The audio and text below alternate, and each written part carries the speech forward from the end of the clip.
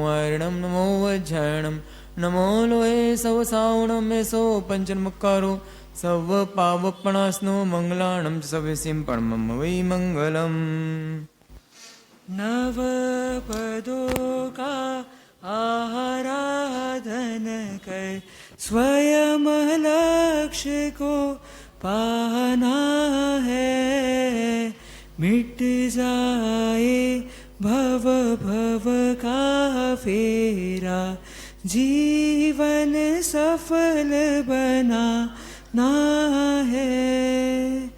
अरिहंत सिद्ध देव हमारे साध्य यही अब बन जाए। अरिहंत सिद्ध देव हमारे साध्य यही अब बन जाए। हर क्षण चिंतन इनका होवे। हर क्षण चिंतन इनका होवे। ऐसा भाव बनाना है। नव पदों का आराधन कर स्वयं लक्ष्य को पाना है। आचार्य उवजा ये साधुगण साधक पद के अनुगामी। आचार्य उवजा ये साधुगण साधक पद के अनुगामी। पंच महाव्रत लेकर संयम पंच महाव्रत लेकर संयम पथ को ही अपनाना है।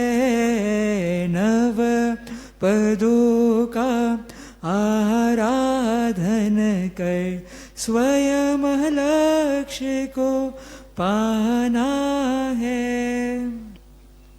दर्शन ज्ञान चरित्र तप अब शुभ साधन ये बन जाए। दर्शन ज्ञान चरित्र तप अब शुभ साधन ये बन जाए।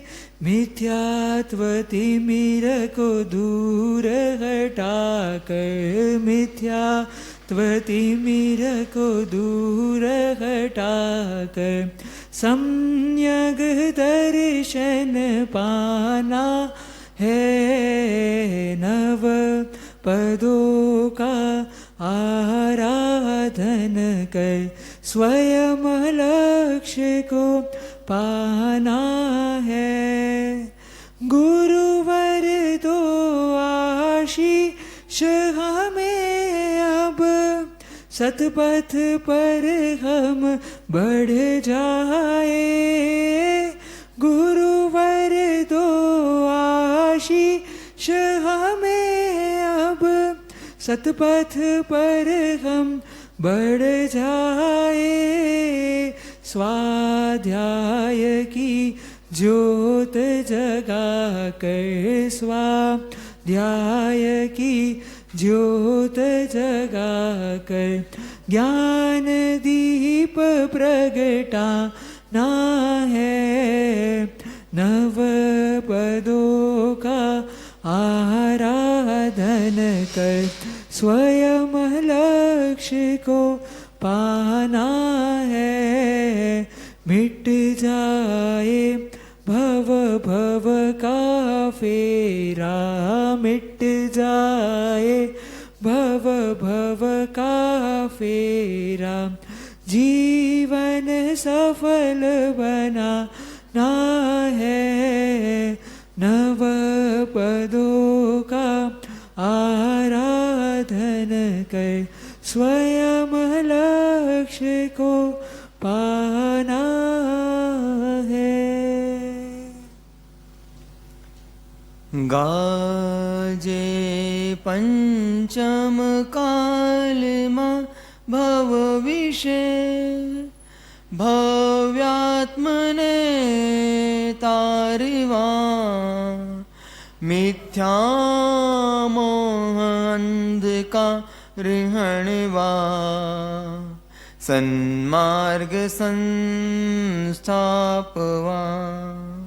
वर्ते छे जयवंत अंत करवा संसारना फंदने वंदो मंगल एज शासनपति श्री त्रिशिलानंदने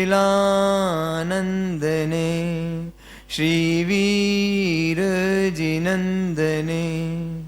अज्ञानतिमिरान्धानां ज्ञानं जनशलाकया चक्षुरुन्मिलितं येन तस्मै श्रीगुरुवे नमः तस्मै श्रीगुरुवे नमः तस्मै श्रीगुरुवे नमः। हम सबकी आस्था के अमरदीप वीतराग प्रभु नरसिंहपुर मंडन प्रभु वीर के चरण में कोटि वंदना। प्रकट प्रभावी चारों ही दादा गुरुदेव चरण में कोटि वंदना। परम पूज्य परोपकारी सतपथ प्रदर्शक गुरुदैव चरण में आत्मा वंदना। समादरणीय मुनिवन भव्य शावक एवं शाविकाएं, जैसा कि हम सब जानते हैं आज से नौपद होली का प्रारंभ हो रहा है। दो तरह के लोग होते हैं, एक वे आराधक और एक होते विराधक। आराधक वे होते हैं जो अवसरों की तलाश करते हैं। अगर अवसर प्राप्त हो तो धर्म करने से चूकते नहीं है। जो द्रव्य से भी आराधना करते हैं वो भाव से भी आराधना करते हैं। जैसे ही पता चला होगा कि भाई 29 तारीख से नौपद होली प्रारंभ होने वाली है, तो कई लोगों ने मन बना लिया होगा कि हमें नौपद होली आ रही है, आराधना करनी है, साधना करनी है। क्या करना है? क्या करना है? तो आइमिल करना है। एक मन में कश्मकश होगी, कौन सी आइमिल करूं मैं? वरण का करूं, एक धान का करूं, या फिर नमक का करूं? ये सब चल रहा होगा मन में। सुबह कितने बजे जाना होगा, कितनी बजे से प्रवचन प्रारंभ होंगे, क्रिया कब कराई जाएगी, फिर चैत्यवंदन कब होगा, आइमिल करके कितने बजे घर आएंगे, फिर दुकान कितने बजे आएंगे, सब सेटिंग करनी पड़ती है। क्योंकि इतना टफ टास्क है कोई आराधना करना वर्तमान काल में। 24 घंटे कम पड़ते हैं हमको। कुछ ऐसे लोग हैं जिनको एक एक मिनट पास करना महंगा पड़ता है। एक मिनट भी उनके पास में ऐसा लगता है एक एक मिनट कैसे काटूं मैं, दिन भर फुर्सत है। और कुछ लोग ऐसे हैं कि इतने बिजी हैं कि वो धर्म आराधना के लिए भी टाइम नहीं निकाल पाते। तो सब सेटिंग करके आज आपने यहाँ पे पधार गए आज, और आज आपने नौपद होली प्रारंभ कर दी होगी कुछ लोगों ने, और कुछ लोग सोचते ही रह गए होंगे। अब जो सोचते रह गए तो उनकी बात ही नहीं है। जिसने स्कूल में एडमिशन ले लिया है बात उसकी होती है। जिसमें एडमिशन लिया ही नहीं है, टीचर कभी भी डांटता, फटकारता, मारता, पुचकारता किसको है? जो उसकी क्लास का स्टूडेंट है। जो उसकी क्लास का स्टूडेंट ही नहीं है, वो मॉनिटर बना दिया किसी को, अब वो क्लास में देखता है, आके बताता है, तो वो उसको पनिशमेंट देता है। किस क्लास के बच्चों को? जिस क्लास का वो क्लास टीचर है। दूसरी क्लास में कुछ हो रहा है, उसको कोई लेना देना नहीं। किसको कंप्लेंट करेगा? उसकी क्लास के टीचर को कंप्लेंट करेगा। तो एक तो क्लास में एडमिशन लिया स्कूल में, अब उसके बाद डांट भी खाओ, पनिशमेंट भी खाओ। तो कौन अच्छा, एडमिशन लेने वाला या एडमिशन नहीं लेने वाला? हाँ, एडमिशन लेगा तो उसको डांट भी पड़ेगी, मार भी पड़ेगी। दो भाई हैं, एक भाई घर पे खेलता है बस, वो कोई काम नहीं करता हो, पढ़ने लिखने का काम नहीं करता हो, सिर्फ कौन सा काम करता हो? खेलने कूदने का। बहुत एक्टिव है, हाइपर एक्टिव है, इसलिए स्कूल में टिकता नहीं हो, इसलिए उसको घर पे ही रखा जाता है। घर पे पढ़ाएंगे इसको, घर पे पढ़ता है। अब ये जो बच्चा है, ये बच्चा रोज जाता है, थका मांदा घर आता है, कभी कभी गाल पे निशान भी दिखते हैं इसके, काय के थप्पड़ के, और वो बड़ा मस्ती में खेलता रहता है। कौन सुखी है वर्तमान में?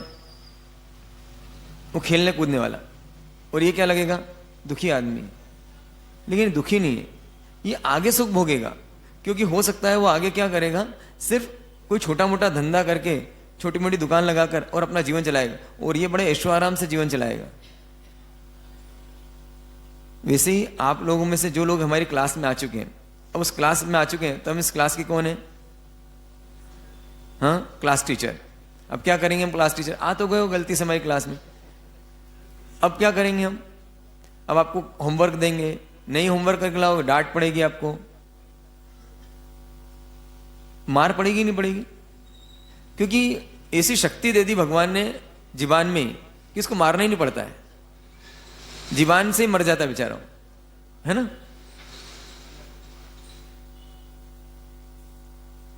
तो यहां पर बताया जाएगा आपको, जितना भी करोगे, आपने अच्छी कॉपी बनाई, होमवर्क करके लाया पूरा, फिर भी क्या करेंगे टीचर? इसमें से 10 में से कितने नंबर देगी? 7 नंबर। 3 नंबर काट देगी। क्यों काटे भैया 3 नंबर? तुमने ये गलती की, ये गलती की। तो नंबर किसको कम ज्यादा आते हैं? उसको 100 में 100 नंबर जो घर पे बैठा हुआ है। यहां पर हम आपको जो भी बोलेंगे, आपको जहां हो वहां से आगे बढ़ाने के लिए बोलेंगे। इसका मतलब यह नहीं समझना कि हम गलत कर रहे हैं। जो कर चुके हो उसकी तो अनुमोदना ही सही, 7 नंबर उसी के हैं जो आप कर चुके हो। 3 नंबर किसके हैं? जो काटे हैं। उस 3 नंबर ला सको उसके लिए बात की जाएगी। अब तो कोई को उल्टा समझ लेते हैं, इससे नहीं करते तो अच्छा था भी। तो हम क्या बोलेंगे? ये जो कुछ किया आपने, आज आप जो कुछ करोगे वो किसी काम का नहीं भैया आपका। क्यों काम का नहीं? क्योंकि आपने जो भी किया है, फेरी लगाई, खमाशने करे, आइम्बिल किया, थक गए, जाके सो गए, ये सब शरीर की क्रिया की आपने।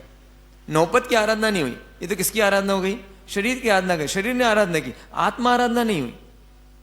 क्योंकि जो कुछ भी काम किया सुबह से, आपने उठे, मिठाई लेके आए, फल लेके आए, चावल लेके आए, 12 स्वस्तिक बनाए आपने। आज स्वस्तिक बनाने के बाद में भगवान को चढ़ाया आपने, आरती करी आपने, आज आपने स्नात्र पूजा भी की, फिर उसके बाद चैत्यवंदन, 9 चैत्यवंदन भी किए, घुटना ऊंचा करा, नीचा करा, सब किया आपने। और आपने बोला कि फटाफट फटाफट अब क्या करो, अपन फेरी दे दो। 12 फेरी दे दी, खमाशने दे दिए। अब क्या करो, चलो प्रवचन में शांति से 1 घंटे नींद लेंगे।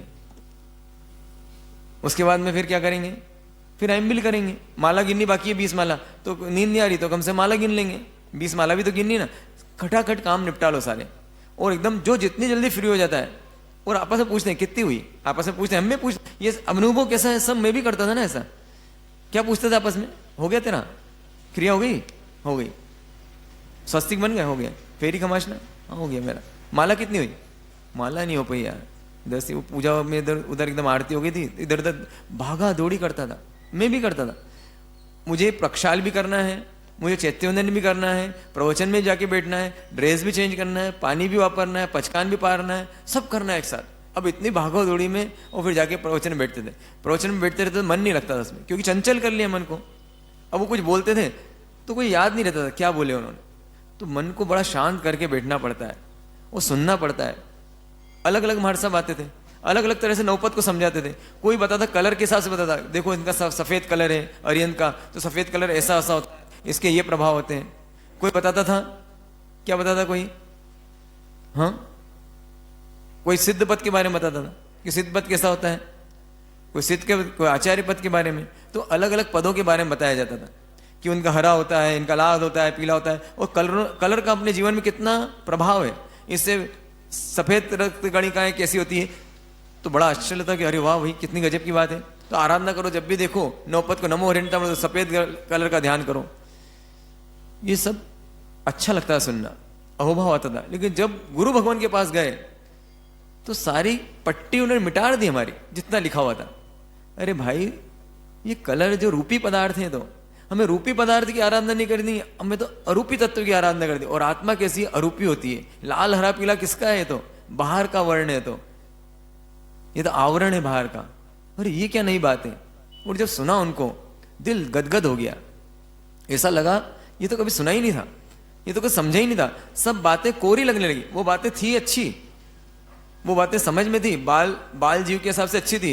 लेकिन जो बाल जीव नहीं है, जो थोड़े से मतलब एडवांस जीव है उनके लिए तो फिर आगे की बात है, आगे की कक्षा की बात। तो आप बाल जीव भी है कुछ, और कुछ कौन से हैं, एडवांस जीव भी है। लेकिन हम तो एडवांस बात कर लेंगे। ऑटोमेटिकली बाल वाली बातें तो आपको बहुत सारी जगह मिल जाएगी, सुनने को किताबों में मिल जाएगी। ये चीजें जो है ना आपको शायद न मिले आपको, इसलिए ये चीजें आपको अपन बताने की कोशिश करता हूं। सबसे पहले नौपद ओली मतलब क्या? नौपद ओली मतलब सिद्ध बनने की आराधना। हम सबको क्या बनना है? सिद्ध। यहां से लक्ष्य रखेंगे अपन, और 9 दिन के अंदर हम वहां तक पहुंचेंगे। हम कैसे सिद्ध बन सकते हैं, हमको सिद्ध कैसे बनना है, वहां तक पहुंचेंगे अपन। तो कैसे, स्टेप बाय स्टेप पहुंचेंगे। तो सबसे पहले तो यहां पर जो आहार आपको दिया जाता है, वो आहार आपने आज तक, मैं आपसे पूछूं, सिर्फ आपसे पूछूं कि भिंडी खाई आपने कभी? आपने भिंडी खाई कभी? आपने आपने आपने आपने नहीं, भिंडी नहीं खाई आपने, भिंडी की सब्जी खाई है आपने। मैंने पूछा आपने भिंडी खाई है क्या? आपने क्या बोला? खाई। भिंडी नहीं खाई है। क्या खाई आपने? भिंडी की सब्जी और भिंडी में क्या अंतर है? भिंडी में मिलावट है, किसकी? मसालों की। जब मसालों की मिलावट कर दी तो वो खाया। आपने आज तक जो खाना खाया है मिलावट वाला खाना खाया, बिना मिलावट का खाने नहीं खाया। मिलावट किसे कहते हैं? जब एक चीज में दूसरी चीज को मिला दो, उसका नाम क्या होता है? मिला दिया। इसका नाम ही क्या है? मिलावट। कुछ भी मिलाया आप, अच्छा मिलाया बुरा मिलाया, यहां बात नहीं है। बात क्या है यहां पर? एक चीज में दूसरी चीज को मिला देना, इसका नाम क्या हो गया? वो मिलावट। दूध में पानी मिला देते हो, मिलावट, इसको क्या बोलते हैं? दूध में केसर मिला दिया तो मिलावट, दूध में शक्कर मिलाई तो मिलावट, इसका नाम क्या है? मिलावट। तो जगत में 2 तरह के पदार्थ होते हैं, शुद्ध और अशुद्ध। तो जो जैसा है ओरिजिनल, उसका नाम क्या है?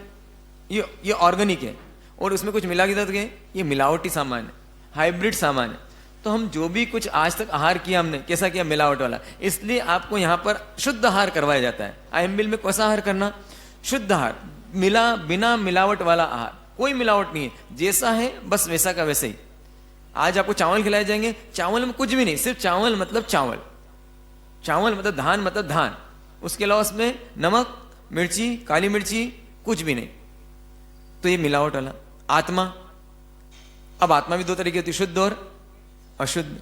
शुद्ध आत्मा कौन सी? अशुद्ध आत्मा। अशुद्ध आत्मा कैसी? आत्मा प्लस राग प्लस देश, क्रोध, मान, माया, लोभ, इच्छा, कामना, वासना, ये सब मिला दो इसके अंदर, ये क्या हो गई? अशुद्ध आत्मा। सब मिला दिया इसमें। अब आत्मा से में क्या निकाल दो? राग निकाल दो, द्वेष निकाल दो, क्रोध निकाल दो, मान निकाल दो, माया निकाल दो, लोभ निकाल दो, इच्छा निकाल दो, वासना निकाल दो, तृष्णा निकाल दो। सब जो जो इसका नहीं है उसका निकाल दो। जो है बस वो रहने दो। उसका नाम क्या है? शुद्ध आत्मा। इस शुद्ध आत्मा का नाम क्या? इस शुद्ध आत्मा का नाम अरिहंत और सिद्ध। इनको क्या कहते हैं? अभी बड़ा कंफ्यूजन चलता है, अरिहंत किसे कहते हैं, सिद्ध किसे कहते हैं, बड़ा कंफ्यूजन। अरिहंत सिद्ध कहते हैं, केवली किसे कहते हैं? अरिहंत मतलब केवली होते हैं कि नहीं होते हैं? इन सब प्रश्नों का, ये सब प्रश्न मेरे दिल में भी उठते थे, इसलिए मैं हम सब प्रश्नों को आपको यहां पर समाधान करूंगा। तो पहली बात तो ये कि हमने क्या समझा कि 2 तरह की आत्माएं होती हैं, एक शुद्ध आत्मा, एक अशुद्ध आत्मा, जिसमें इच्छाएं चल रही है। जैसे पानी है, उस पानी में कलर डाल दिया तो शरबत बन गया, बना तो शरबत, लेकिन उसकी जो ओरिजिनल चीज थी वो खत्म हो गई। उसका सफेदी, उसका ठंडक, वो सब चीजें क्या हो गई, उसका कलर सब अलग हो गया। अभी शरबत कहलाएगा, अब ये पानी नहीं कहलाएगा। तो जब भी मिलावट होती है तो अपनी ओरिजिनल चीज को छोड़ देता है। पानी को गर्म किया तो गर्माहट आ गई पानी में, तो गर्माहट आ गई तो ये शीतलता नहीं रही इसमें। क्यों शीतल नहीं? पानी का गुण क्या है? शीतलता। लेकिन शीतलता नहीं रही क्योंकि इसमें क्या आ गया? इसने संपर्क कर लिया। किससे संपर्क कर लिया? अग्नि से संपर्क कर लिया। जैसे अग्नि से संपर्क कर लिया तो क्या हो गई? गर्म हो गई। तो जब भी हम किसी से जुड़ता है, हम कोई भी जीव, आत्मा जब किसी दूसरे से जुड़ती है, पुद्गल से जुड़ती है, जैसे जुड़ी तो उसके अंदर इच्छाएं पैदा होती है। इच्छाएं पैदा हो गई अंदर से, अब राग देश होता है, अच्छी के बुरी, अच्छी बुरी हो गई तो फिर कषाय आती है, अच्छी है तो ले लूं, बुरी है तो हटा दूं। अब ये जहां आता है और इससे आत्मा में कर्मों का बंद होना शुरू हो जाता है। जैसे आत्मा में भाव आए, कोई भी भाव आया, शुभ भाव आया या अशुभ भाव आया, ऐसी व्यवस्था है इस प्रकृति की, ऐसी व्यवस्था है। आप जैसे ही आत्मा जो है, जैसे ही भाव करती है, जैसे ही भाव करती है उसमें कर्म आने लगते हैं। उदाहरण के लिए समझे अपन, जैसे मान लो आपने देखा होगा कोई सी भी पंखे का उदाहरण लें अपन, कि पंखा है, उसके पंखे के अंदर एक मोटर लगी होती है और उसके अंदर वायरिंग लगी होती है बहुत सारी। जैसे ही उसके अंदर करंट डाला जाता है तो एक इलेक्ट्रोमैग्नेटिक फील्ड बनती है जिसके कारण वाइब्रेट होती है और पंखड़ियां लगी रहती है, बीच में उसका मोटर लगी होती है, उसके क्या तो घूमने लगता है पंखा। वो सिर्फ क्या हुआ, करंट जैसे डाला तो क्या हुआ, उसमें इलेक्ट्रोमैग्नेटिक फील्ड बनी और वो घूमने लगा पंखा। अब ऐसा कैसे हमारी आत्मा में होता है, आत्मा है शांत बैठी है, जैसे ही आपने भाव करें, जैसे ही भाव करे तो आत्मा वाइब्रेट हो गई, उसको बोलते चंचलता। आत्मा का क्या होना, चंचल होना। जैसे ही चंचल हुई तो जैसी उसमें इलेक्ट्रोमैग्नेटिक फील्ड बनती है वैसे भी इसमें एक फील्ड बनती है। ये फील्ड क्या करती है, ये फील्ड क्या करती है, जैसे बनी तो इसमें आत्मा में कर्म जो है 14 राजलोक में जो कार्बन वर्गणा है वो पास में आने लगती है और आत्मा से चिपक जाती है। इसका नाम हो गया हम कर्म सहित हो गए। जुड़े हम किसी से, जैसे ही जुड़े आपको भाव कब आते हैं, जब भी कोई चीज देखते हो आप, चीज देखते हो आपको भाव आते हैं, ये अच्छी है या बुरी। जैसे ही भाव आए, भाव आते से इलेक्ट्रोमैग्नेटिक फील्ड जैसे उसमें मिलती, इसमें आत्मा भी चंचलता करती, एक फील्ड बनती है, उसके कारण सारे कर्म आके आत्मा से चिपकने लगते हैं और हमारी आत्मा कैसी हो गई, अशुद्ध हो गई, ये अशुद्ध आत्मा है। अब साधक क्या करता है, धीरे धीरे धीरे धीरे साधना करता है और साधना करते करते अपने भावों को शुभ लेके आता है, अशुभ से शुभ, तो अब शुभ कर्म बंद होने लगते हैं। फिर धीरे धीरे क्या करता है, शुद्ध की तरफ जाता है, अब भावों का अभाव करने लगता है। और जैसे ही भाव बंद होने लगते हैं, विकल्प बंद होने लगते हैं, अब लगता है कि मेरी आत्मा ही पूर्ण है, मुझे किसी में जाना ही नहीं, किसी में मुझे रमण ही नहीं करना। मुझे किस में रमण करना है, अपनी स्व आत्मा में रमण करना है। जैसे ही वो स्व आत्मा में रमण करने लगता है, अब ये जो राग देश है वो पतले पड़ने लगते हैं। राग देश पतले पड़े तो आत्मा किससे चिपकी है, आत्मा चिपकी है राग देश के कारण। हमारे ये कर्म जो चिपके हैं किससे चिपके हैं, राग देश के कारण आत्मा से चिपके हैं। और जैसे राग देश कम हुआ तो ये कर्म खिरने पर लगते हैं।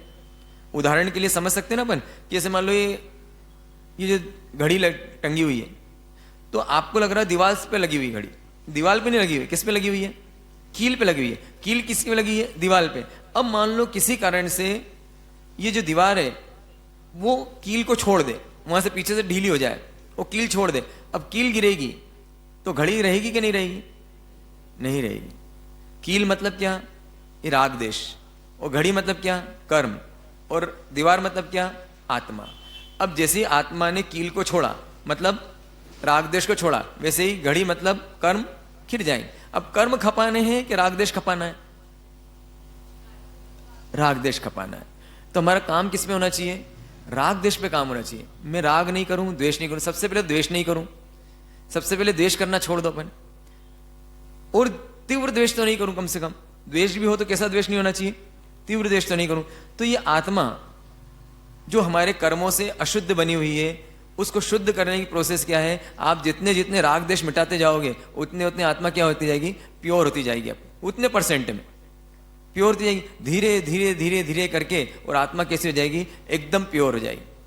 तो सिद्ध चक्रपट क्या बनाता है हमें, 3 चीजें हैं सिद्ध चक्रपट में, एक साध्य है, एक साधक है, और एक साधना है। किसकी साधना करनी, दर्शन ज्ञान चारित्र क्या है, ये साधना है, इसकी साधना करनी है, इस साधना करनी। और साधक कौन है, जो 2 लोग हैं साधक, कौन कौन, आचार्य, उपाध्याय और साधु, ये 3 लोग कौन है, ये साधक है। और अरिहंत सिद्ध कौन है, साध्य, वहां तक पहुंचना है। किसका, इन साधनों का उपयोग करने के लिए, किन साधनों का, दर्शन ज्ञान चारित्र और तप, इस 4 साधनों का उपयोग करते हुए अपनी आत्मा को कहां पहुंचाना, हमें साध्य तक पहुंचाना है। साधक कौन हो गए, तो आप साधक हुए नहीं हुए, अभी आपका नंबर है कि नहीं इसमें साधक में, अभी आपका नंबर साधक में नहीं है, यहां नहीं है आपका नाम, पंच परमेष्ठि में आपका नाम नहीं है। तो साधक बनने के लिए क्या करना पड़ेगा, पहले तो इस सिद्ध चक्र में प्रवेश करना पड़ेगा हमें। तो सबसे पहले क्या बनना है, प्रवेश की जगह कौन सी है, प्रवेश की जगह है साधु पद से। साधु पद से प्रवेश किया और आगे बढ़ते बढ़ते कहां पहुंच जाओगे, आप अरिहंत बन जाओगे। तो आप भी अरिहंत बन सकते हो क्या, हाँ बन सकते हैं। मैं बन सकता हूं, हाँ बन सकता हूं। कैसे, जो 4 साधन है उन साधनों का उपयोग कर दे। तो 4 साधन जो है इनका, इन 4 साधनों को क्या बोलते हैं, इन 4 साधनों का नाम धर्म है। क्या नाम है इसका, धर्म है। और जो साधक हैं उनका नाम क्या है, गुरु है। साधक कौन है, कौन, आचार्य, उपाध्याय और साधु। और जो 2 हैं वो क्या है, देव है। देव, गुरु और धर्म। मतलब सोचो आप, इस सिद्ध चक्र में पूरा जैन धर्म समाहित हो गया। पूरा जैन धर्म का सार क्या है? ये सिद्ध चक्र है, ये नवपद है। नवपद में पूरा जैन धर्म आ गया, क्योंकि देव, गुरु, धर्म तीनों आ गए। अरिहंत सिद्ध कौन है? देव है। और उसके बाद में आचार्य उपाध्याय साधु कौन है? गुरु है। और दर्शन, ज्ञान, चारित्र, तब क्या है? क्या है? साधन है। साध्य, साधक और साधन, तीन चीजों का कॉम्बिनेशन किसमें? इस नवपद सिद्ध चक्र में। अब यहां से हम शुरू करते हैं कि ये अरिहंत कैसे बनते हैं। अरिहंत कैसे बनते हैं?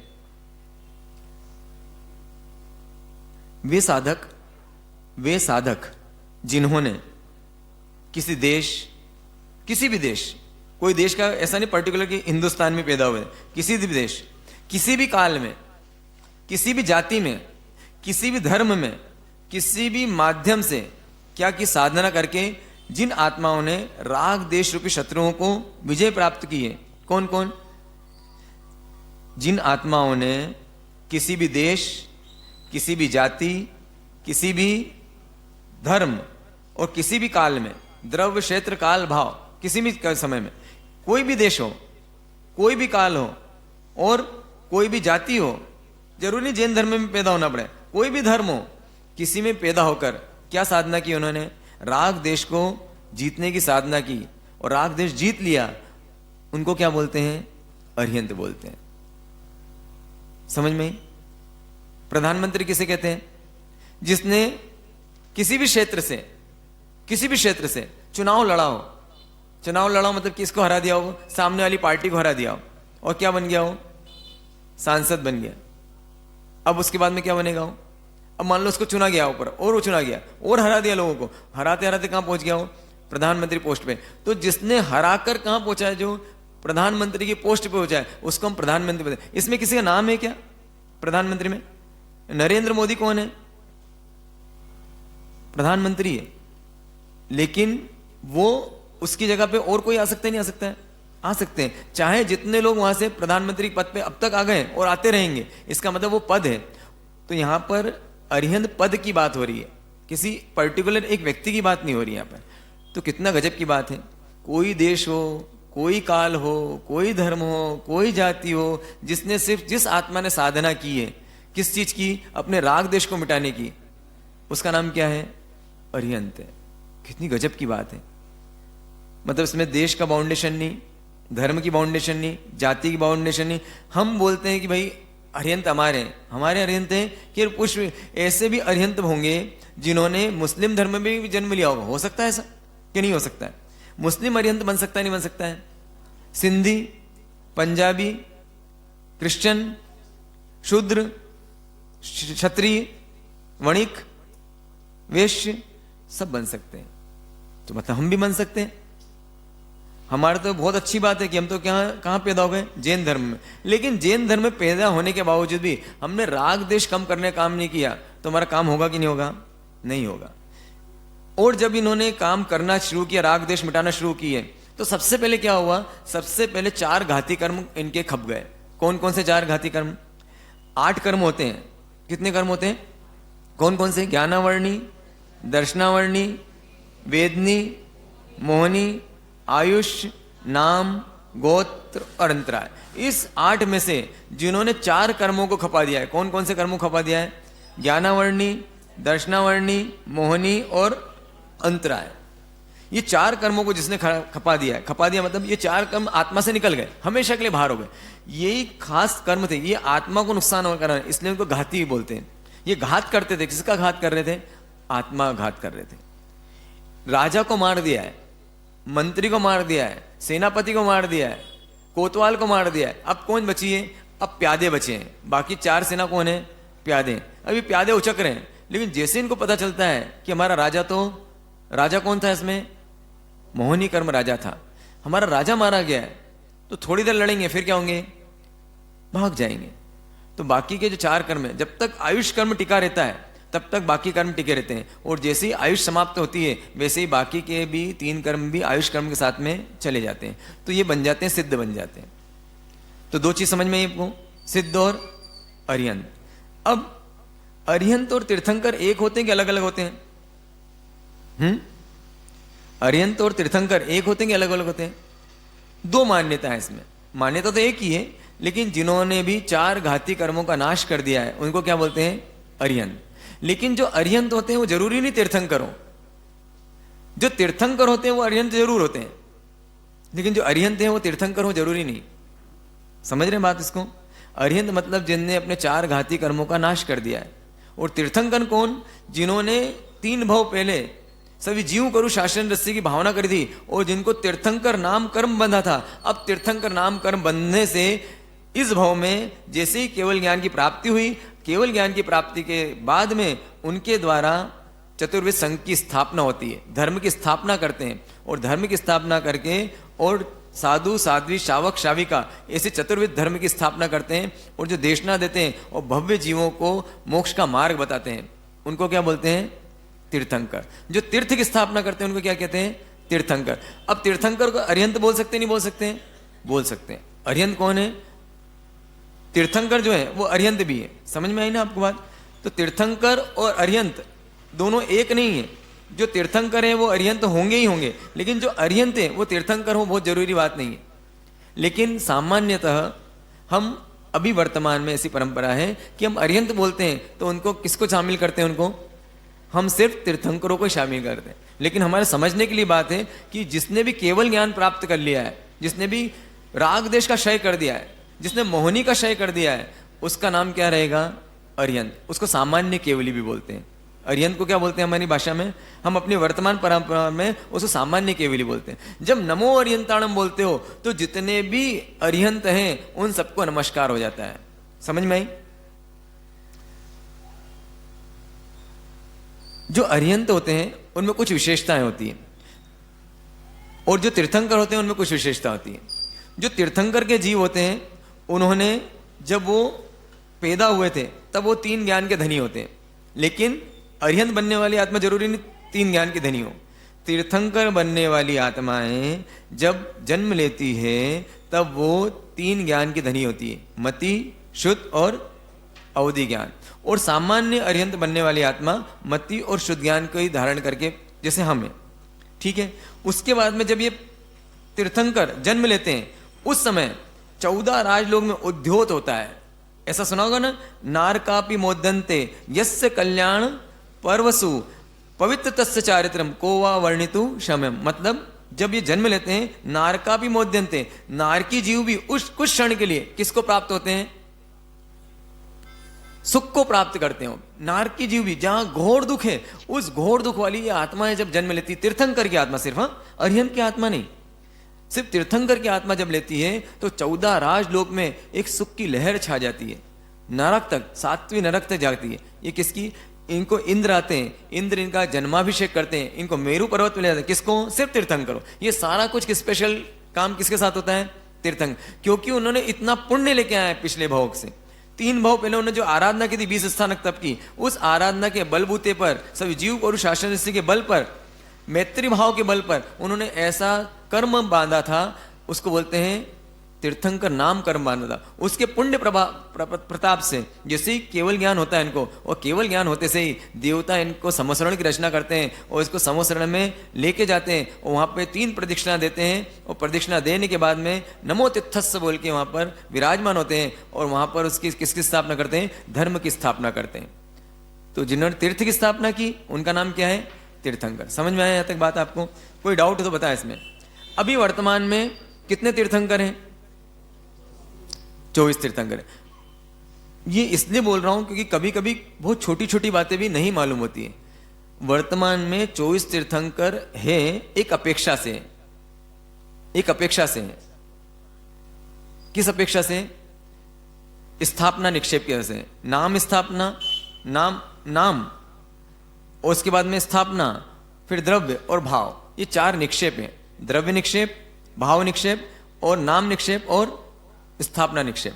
तो यहां पर जो नाम निक्षेप है, किसी का नाम बोल देना कि फलाना चंद जी, लक्ष्मी लाल जी, ये लक्ष्मी लाल जी लक्ष्मी के लाल नहीं है, लेकिन इनका नाम क्या है? लक्ष्मी लाल जी। ये नाम निक्षेप है। स्थापना निक्षेप, कोई चीज रखी, जैसे कि आप देखते हैं शेर का फोटो है, एल फॉर लायन। अब लायन नहीं वहां पे, लेकिन लायन का फोटो है, उस फोटो देख के आप समझते हो ये कौन सा है? स्थापना निक्षेप। मैंने कल माना चलो माना कि ये मेरे पिताजी हैं, और क्या हुआ, कौन गिरा नीचे? पिताजी नीचे गिरे। अब मैंने बताया इसको मेरे पिताजी हैं, और एक इसको जैसे ही गिराया तो क्या बोला आपने? बोला कौन गिरा? पिताजी गिरे। एक्स की वैल्यू कितनी? इतनी। ये स्थापना निक्षेप है, ठीक है। उसके बाद में द्रव्य निक्षेप। द्रव्य निक्षेप मतलब क्या? जो भूतकाल में हो चुके हैं या भविष्य काल में होंगे उनको अभी बोल देना, उसका नाम क्या है? द्रव्य निक्षेप। शैणिक महाराजा तीर्थंकर हुए नहीं है, होने वाले हैं, उनको अभी तीर्थंकर बोल देना, इसका नाम क्या है?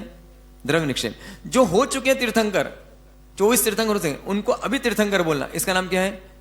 द्रव्य निक्षेप। और भाव निक्षेप क्या? जो वर्तमान में है उसका नाम क्या है? भाव निक्षेप। जो है अभी यार, डॉक्टर पहले कभी डॉक्टर था, अब रिटायर हो चुका है व्यक्ति, उसको अभी भी क्या बोलते हैं? डॉक्टर। या फिर अभी डॉक्टर बना नहीं है वो व्यक्ति, बनने वाला है, अभी सिर्फ पढ़ रहा है, वो पढ़ाई कर रहा है, उसको क्या बोलते हैं लोग? डॉक्टर साहब। इसका मतलब कौन से निक्षेप से बोल रहे हैं? द्रव्य निक्षेप से। भाव नहीं, द्रव्य निक्षेप से बोल रहे हैं। भाव निक्षेप तो हो गया जब वो डॉक्टरी पढ़ लेगा, डॉक्टरी पढ़ने के बाद में ऑपरेशन करेगा, और जब वो किसी पेशेंट को देखेगा उस समय क्या बोला जाएगा उसको? ये डॉक्टर है। जब है ना, उसका नाम क्या? डॉक्टर। अब यहां पर हम जब बोल रहे हैं कि तीर्थंकर कितने हैं, तो आप बोल रहे हो कितने हैं? कौन से निक्षेप से बोल रहे हो? नहीं, द्रव्य निक्षेप से। अभी कहां है तीर्थंकर? अभी तो है ही नहीं।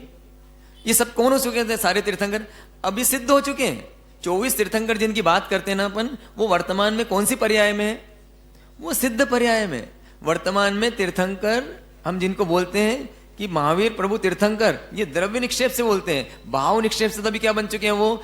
उन्होंने 8 कर्मों का क्षय कर दिया, 4 कर्मों का क्षय किया था, तब क्या बने थे वो? तीर्थंकर। और जब उनकी आयुष जैसे ही पूर्ण हुई वैसे क्या बन गए वो? सिद्ध बन गए। तो सारे तीर्थंकर कौन है वर्तमान में? सिद्ध है। तो वर्तमान में कोई अरिहंत है या नहीं है? वर्तमान में कोई अरिहंत है? हाँ है। इस क्षेत्र में नहीं है, लेकिन महाविद्य क्षेत्र में अभी भी 20 तीर्थंकर, विहरमान तीर्थंकर, उनको क्या बोलते हैं? विहरमान। भाव निक्षेप से अब वो हैं, कहां पर हैं? महाविद्य में। तो 20 तीर्थंकर अभी भी विद्यमान है। मैं जब छोटा था तो मुझे समझ में नहीं आता था कि हमारे मंदिर में एक प्रतिमा थी, वो सिमंदर स्वामी की थी। मुझे समझ में नहीं आता, 24 तीर्थंकर में इनका नाम तो आता ही नहीं है, ये कौन से तीर्थंकर है भैया?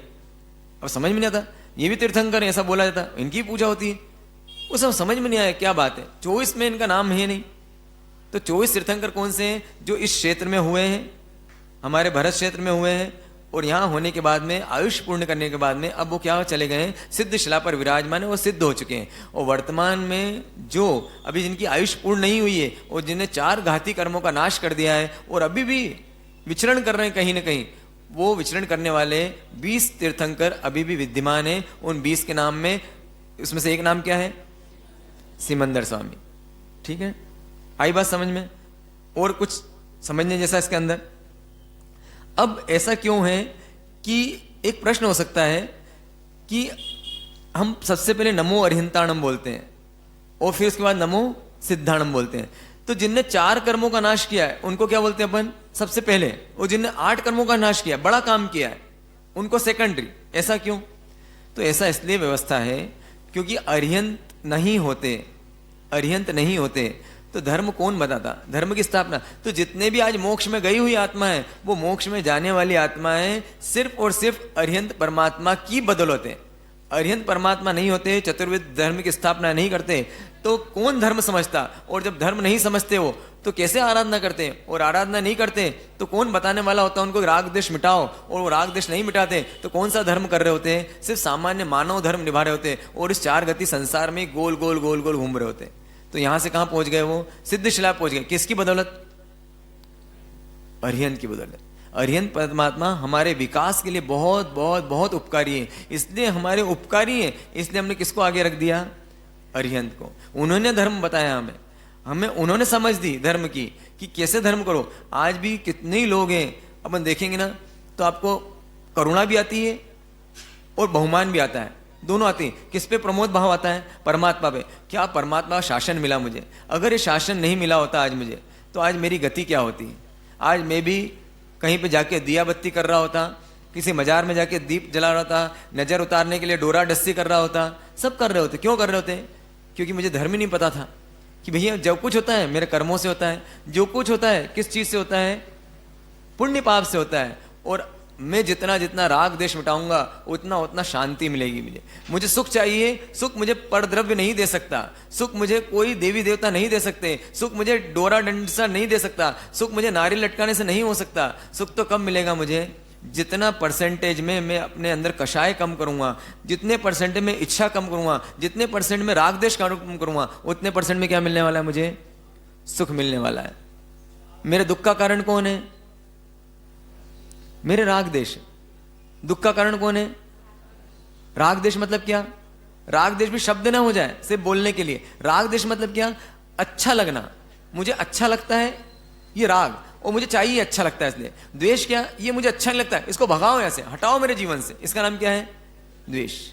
चलता है क्या हमारे जीवन में? आप आम्बिल करोगे, जैसे कुछ चीज लेके आएगा सामने वाला, नहीं नहीं भैया, एकदम मुंह बन जाएगा, अरे ये नहीं, अरे एक ले लो ना, इसको नहीं चलता है मुझे। अरे रसगुल्ला, अरे काहे का रसगुल्ला? रे रसगुल्ला खा ले तू, रसगुल्ला। ये क्या है? नहीं चाहिए तो कोई बात नहीं, नहीं चाहिए कोई बात नहीं, द्वेष नहीं आना चाहिए, द्वेष नहीं। अरे भाई पुद्गल पदार्थ है, नहीं खाना, आपको नहीं भाता है, नहीं भाता, इसका मतलब आपको क्या है? द्वेष। उससे जो भी नहीं भाता है आपको, उसका नाम क्या है? जो भी व्यक्ति हो सकता है, वस्तु हो सकती है, परिस्थिति हो सकती है। कीचड़ नहीं भाता है, कीचड़ में एकदम पांव गंदे गंदे, कितना कीचड़ कीचड़ हो गया, नहीं भाता, ये क्या चीज है? द्वेष है। परिस्थिति है कि बहुत ठंड चल रही है, कितनी ठंड हो गई, इतनी ठंड थोड़ी गिरनी चाहिए, बारिश कब तक गिरेगी? बारिश से क्या हो गया? हमको द्वेष आ रहा है, लगता है द्वेष आ रहा है। और ये द्वेष आ रहा है तो क्या हो रहा होगा? कर्म बंध रहे होंगे, कर्म बंध रहे होंगे तो क्या होगा? उदय में आएंगे, उदय में तो क्या बनोगे? कीचड़ बन जाओगे, कीचड़ के जीव बन जाओगे, कीचड़ में पैदा हो जाओगे। किसने कीचड़ में पैदा होना किसने डिसाइड किया? हमने। अरे परिस्थिति है रे भाई, कौन मैं गंदा होता हूं? मैं तो आत्मा हूं, न गंदी होती हूं न साफ होती हूं। ये तो बस मैं तो पाँव है, ये पाँव मेरा थोड़ी है, ये पाँव गंदा, ये गंदा ही पाँव है, पाँव गंदा ही है। पाँव गंदा है कि साफ है? साफ पाँव रहते हैं कि नहीं आपके? कभी साफ पाँव देखे आपने? साफ सुथरे पाँव, एकदम क्रैक क्रीम लगा के एकदम सारी एड़ियां भर गई हो, चिकने चिकने पाँव, चिकनी एड़ियों वाले पाँव देखे आपने? देखे साफ चक पाँव? हाँ, देख के ऐसा लगता है ना आपका, एकदम चिकने पाँव। अब एक काम करो, किसी के सर पे रख दो, उसको रख दो उसके सर पे, गंदे पाँव के अच्छे पाँव? हाँ, अगर किसी से टकरा जाए पाँव आपके, तो आप क्या करते हो? माफी मांगते हो। तो पाँव तो गंदे ही हैं आपके, जिसको भी लगाओ आपको दुख होता है। किताब को लगा दो तो आपको दुख होता है। अच्छे पाँव लगे ना, साफ सुथरे पाँव लगाए किताब को आपने, अब क्या आएगा? दुख होना चाहिए। तो पाँव तो गंदे ही है भाई, समझाओ उसको, ये गंदे ही तो पाँव है, किसी को लगा नहीं सकता उस पाँव को मैं। अब गंदे पाँव कीचड़ में चल गए तो क्या फर्क पड़ेगा? हर समय चिंतन चलना चाहिए। भाता नहीं भाता शब्द आएगा ना आपके अंदर तो राग देश चलेगा। हमने शब्द पकड़ लिए, हर चीज में आपको अच्छा बुरा चलता रहता है। हम जो परिस्थिति आती है उसके ऊपर हम एक दो फीते लेके चल रहे हैं, एक सफेद फीता, सफेद रिबिन, और एक काली रिबिन। जैसे कोई व्यक्ति आया, वो व्यक्ति आते से उसको देखा, आपने दौड़ी तो 5 मिनट बात करी, बहुत बोर मार रहा है इससे, तो तुरंत रिबिन बांध दी। कैसे रिबिन बांध दी? काली रिबिन। अब जब वो आता है हमारे सामने, अपन देख लेते हैं कौन सी रिबिन वाला है, भगाओ इसको, निकल लो। क्या बोलते हैं आप अपनी भाषा में? कल्टी मारो। हाँ, निकल लो, साइड से निकल लो, ऐसा शब्द यूज करते हैं ना आप। तो ये जो शब्द यूज करते, क्यों? आपको क्या नहीं है? वो भाता नहीं है, व्यक्ति पसंद नहीं आता है, अच्छा नहीं लगता उसको, चिढ़ आती है उसके व्यक्ति के पास में रहने। उसको बोलता है, बोलना अच्छा नहीं लगता है उसका, उसको बोलना अच्छा नहीं लगता है, उसको कुछ भी आपके लिए भला करे हो वो अच्छा नहीं लगता। इसका मतलब क्या है? ये इसका नाम क्या है? द्वेष है। और कोई व्यक्ति फोन करते हो आगे से, उसको बात करने के लिए खुद बुलाते हो उसको, आजा भाई, वो कहीं खड़ा हो तो हम चले जाते हैं उसके पास में, जाके खड़े हो जाते हैं, इसका नाम क्या है? राग। अगर हम दूर से आवाज लगाते हैं, भैया पापड़ पापड़ पापड़ पापड़ लेके आए, ये पापड़ मतलब क्या? पापड़ क्या है? भाता है ना हमको, इससे बहुत अच्छी मेरे को तो चूर चूर के भाजी दी, तो इससे खाना। कैसे खा रही तुम? इससे मत खा, इससे चूर के खा, बहुत अच्छी लगेगी इससे। वो थोड़ा सा मिला दे इसके अंदर, दो कॉम्बिनेशन कर ले, अच्छा लगेगा। अब बताओ उस समय क्या कर रहे हो आप? हाँ, तो आराधना हो रही कि विराधना हो रही है? विराधना हो रही है। समझ में आया आपको बात? छोटी छोटी जगह पे। अब जब आप मैंने कपड़े पहन रहे हो, कपड़े समय चूड़ी की सेटिंग कर रहे हो, उसके साथ में, इसके साथ ये चूड़ी पहनूं मैं, इसके साथ ये नेकलेस पहनूं मैं, ये क्या चल रहा है आपका? इसमें अच्छी दिखूंगी। आप शर्ट पैंट का मैचिंग देख रहे हो, इस शर्ट पे से थोड़ा सल वाला है, तो आपको अरे कितने कैसे धोबी ने कैसा प्रेस किया, तुम देख के नहीं लेते हो क्या? ये क्या है? आपको सल अच्छे नहीं लगते, ये क्या चीज है? और क्षण क्षण हो रहा है। सोचो आप, क्षण क्षण राग हो रहा है, मैं अरिहंत बन पाऊंगा क्या? नाम रखना बहुत आसान है अरिहंत, अरिहंत बनना बहुत कठिन काम है कि सरल काम है?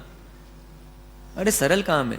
थोड़ा सा जब आत्मवत सोचोगे, नहीं बस इतना सोचो, मुझे क्या फर्क पड़ता है, किसको, मेरी आत्मा को क्या फर्क पड़ता है, इतना सा सोचो बस, मेरी आत्मा को क्या फर्क पड़ा अगर मैंने ये खाया कि वो खाया, ये पहना कि वो पहना।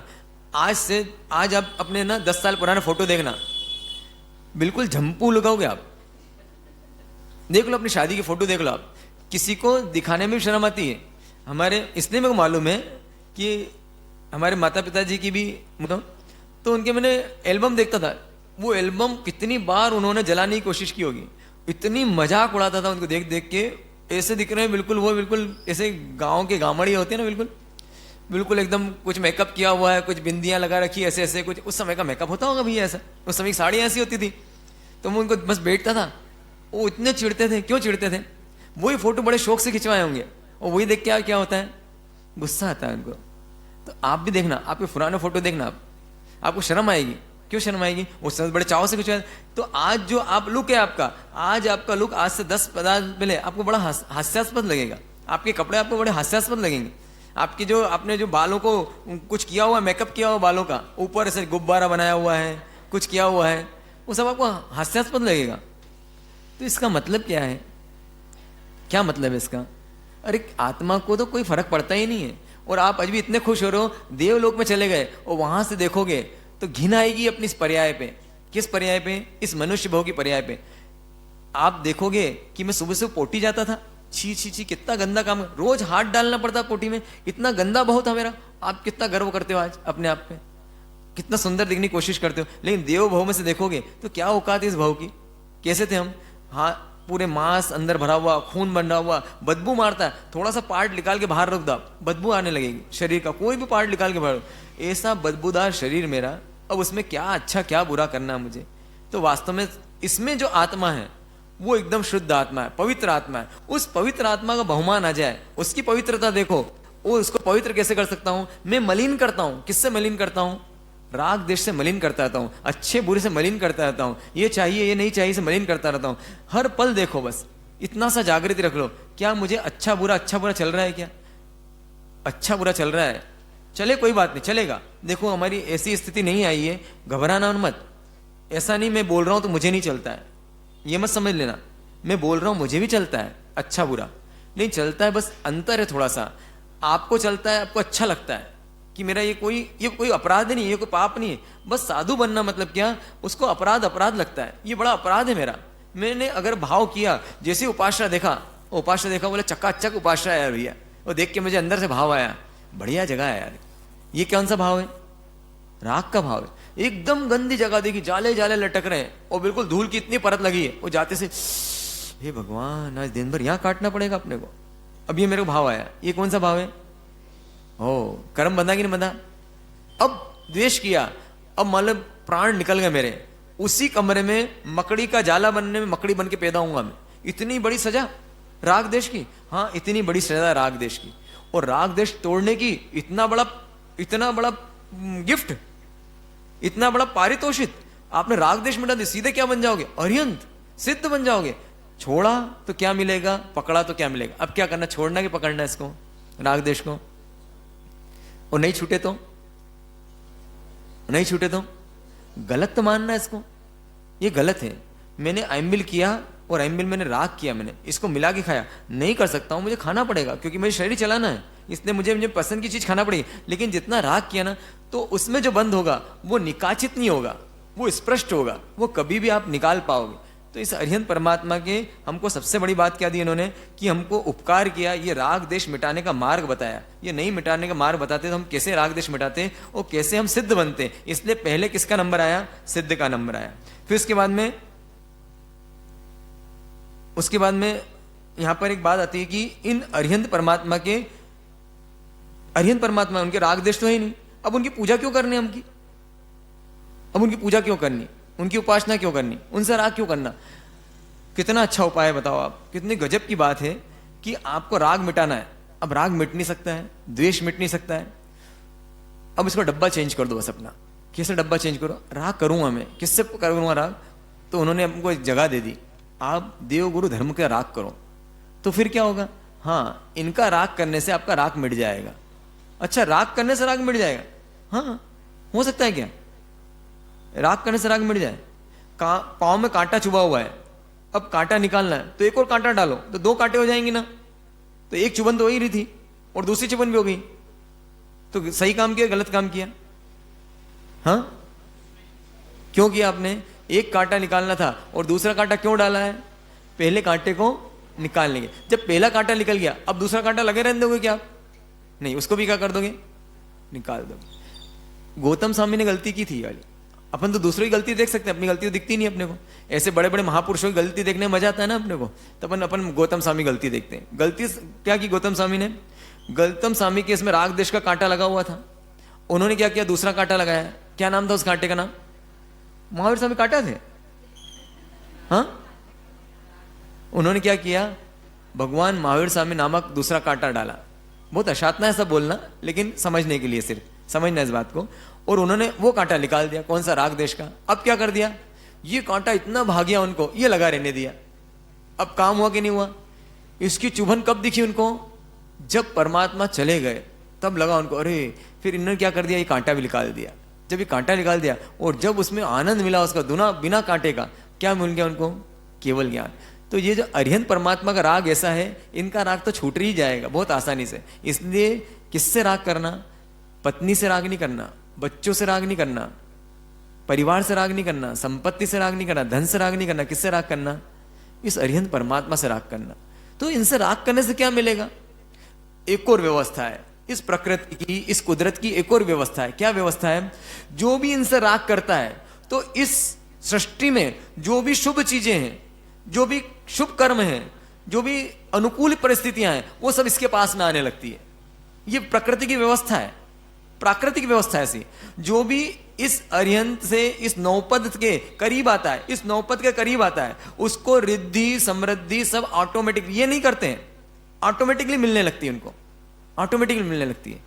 कहीं हीटर लगा हुआ है, हीटर लगा हुआ है, ठंड के दिन है, वो ठंड के दिन है, आप उस हीटर वाले रूम में आ गए तो वो आपको गर्म नहीं कर रहा है, ऑटोमेटिकली आपको गर्मी लगने लगेगी। और कोई मान लो बहुत गर्मी है बाहर और यहाँ एसी लगा हुआ है, वो आपको ठंडा नहीं कर रहा है, लेकिन जैसे उस कमरे में आए आपको ठंडक मिलने लगी। वैसे ही इस नवपद का ऐसा चमत्कार बोलो, इस नवपद की ऐसी महिमा बोलो, इस नवपद के जो भी पास में आता है, इस अरिहंत परमात्मा के जो भी पास आता है, जो भी इसके निकट आता है, उसके जीवन में सुख संपत्ति आनंद स्वतः आने लगता है। ये प्राकृतिक व्यवस्था है। और जो जितना इनसे दूर जाने लगता है, जितना दूर जाएगा उतना क्या मिलने लगेगा? उसको दुख मिलने लगेगा, संताप मिलने लगेगा, कष्ट मिलने लगेगा। ये नहीं देते हैं, ये प्राकृतिक व्यवस्था है। तो हमको अगर सुख शांति आनंद चाहिए तो क्या करना पड़ेगा? हमको इस नौपद के नजदीक आना पड़ेगा। ये मैंने अनुभूत चीज है, अनुभव करी हुई चीज है मेरी। मेरे जीवन में इतना टेंशन, लेकिन जैसे ही नवरत्न सागर जी महाराज साहब मिले और उन्होंने मुझे नवपद का महत्व समझाया, तो मैंने नवपद की आराधना शुरू करी। नवपद की आराधना कोई अरिहंत बनने के लिए नहीं की थी। किस लिए की थी मैंने आराधना शुरू? बस सुख के लिए की, रिद्धि समृद्धि के लिए। और जो जो उन्होंने क्रिया बताई थी, जो विधि बताई, उस विधि से करता था। कुछ कुछ लोग तो क्या बोलते थे, किसी को बुलाना है, वो भैया को बुला दो, अब नाम मालूम नहीं मेरा उनका, अरे वो गोल गोल घूमते रहते ना सिद्ध चक्र पट के आसपास, फेरी देते ना, 50-51 खमाशने देते, तो बार बार घूमना पड़ता है। तो कोई देखता था नहीं क्या दिन भर घूमते रहते हैं इसके, तो कौन से भैया वो सिद्ध चक्र पट के आसपास घूमते रहते ना गोल गोल, सिद्ध चक्र पट को क्या बना दिया अपना? बस यही मेरे, क्योंकि गुरु महाराज ने बोला इसके प्रभाव सब हो जाएगा। और एक दिन ऐसी ऐसी स्थिति आने लगी, एक दिन ऐसा भी भाव आया, क्या वो दिन कभी आएगा जब उन्होंने बोला कि ये साधक है। कौन साधक है? कौन? आचार्य, उपाध्याय और साधु, ये साधक है। बाकी इसमें जिसका नंबर नहीं, वो साधना प्रारंभ भी नहीं हुई है। तभी मेरी साधना ही प्रारंभ नहीं हुई, तो मेरी साधना कैसे प्रारंभ होगी? काश कोई ऐसा दिन आए कि सिद्ध चक्रपट में मेरा प्रवेश हो जाए। तो कौन, कहां से प्रवेश होगा? हूं साधु से। कैसी भावना फलती है? क्या बोलते हो? अरिहंत सिद्धाचार्य उपाध्याय साधु जी ने वंदना, दर्शन ज्ञान चरित्र तप की सब करे आराधना। नव पद के नित स्मरण से फलती है सबकी भावना, सिद्ध चक्र मंत्र प्रभाव से कटती है कर्म निकंदना। सब कुछ होता है, फलती है सबकी भावना। सारी भावनाएं फलाने वाला कौन है? कंप्लीट कोर्स है, कंप्लीट कोर्स है। कौन? नौपद। इसकी आराधना जोरदार तरीके से करनी, और इसके जो जितने नजदीक जाएगा, ये मेरा अनुभव है, सच कह रहा हूं। मतलब ऐसा नहीं सिर्फ सुनी सुनाई बात है, इतना अहोभाव आता है इस नौपद के प्रति, और इससे ज्यादा अहोभाव होता है उस बीच में जो अरिहंत परमात्मा है, उन्होंने क्या दे दिया मुझे? प्रवेश दे दिया। कहां प्रवेश दे दिया? इस सिद्ध चक्र प्रवेश में, पट में प्रवेश हो गया। जब भी इसको देखो सिद्ध चक्र को, कि हे परमात्मा, एक बात बोलना उनसे, परमात्मा मैं कब इस सिद्ध चक्र पट में प्रवेश करूंगा? मैं कब साधु बनूंगा? मेरा कौन सा जीवन ऐसा होगा, कौन सा भाव ऐसा आएगा? क्या ये भाव ऐसा हो सकता है क्या? ये भाव में अगर वास्तव में जो कुछ भी करोगे उससे दूर जाने का ही काम करोगे। और एक बार अपने भावना भाली, अरे क्या रखा है इन संसार के सुख में, आज जितने सुख भोगे थे आज उनकी याद ही भी नहीं। आपको बताओ, जो आपने बहुत एंजॉय करके फोटो खींचे हुए, उस दिन याद करो इतना पाप बांधा उस सुख के लिए, और कितने घंटे का सुख था वो? 3 4 6 घंटे का सुख था बस वो। और आज उसकी स्मृति भी है क्या? बस स्मृति, सुख है क्या वो? आज से 10 साल पहले मान लो आपने बैंगन की सब्जी खाई थी, बैंगन का भरता खाया था, और खूब आनंद से खाया था, मजे देके खाया था, क्या आज उसका स्वाद है क्या? लेकिन उस बैंगन के भरते में जितना राग किया था, और मान लो उस समय आयुष बन गया, तो बैंगन बनने की तैयारी उस दिन कर ली थी आपने। बैंगन बनोगे नहीं बनोगे? तो वो राग तो कर लेते हो आप, लेकिन राग का फल क्या? कोई मजा तो आता नहीं। पर्टिकुलर उस समय मजा आता है, उसके बाद आता है क्या मजा? आता ही नहीं। तो ये टेम्परेरी मजा छोड़ सकता हूं क्या मैं? टेम्परेरी मजा आप छोड़ते ही हो, टेम्परेरी मजा छोड़ के आते हो आप कितनी बार टेम्परेरी मजा छोड़ते हो? बच्चा जो पढ़ाई करता है, सीए की एग्जाम देता है बच्चा, कितने घंटे पढ़ता है? 18 घंटे पढ़ता है। किसकी आहुति दे रहा है? टेम्परेरी सुख की आहुति दे रहा है ना। क्यों? मैं सीए बन जाऊंगा। तो चारित्रात्मा बनने के लिए, सीए मतलब क्या? चारित्रात्मा बनने के लिए थोड़ा भोग देना पड़ेगा कि नहीं देना पड़ेगा? तो जब हम दे सकते हैं, जब छोटे छोटे बच्चे दे सकते हैं, आप कैसे नहीं दे सकते हो?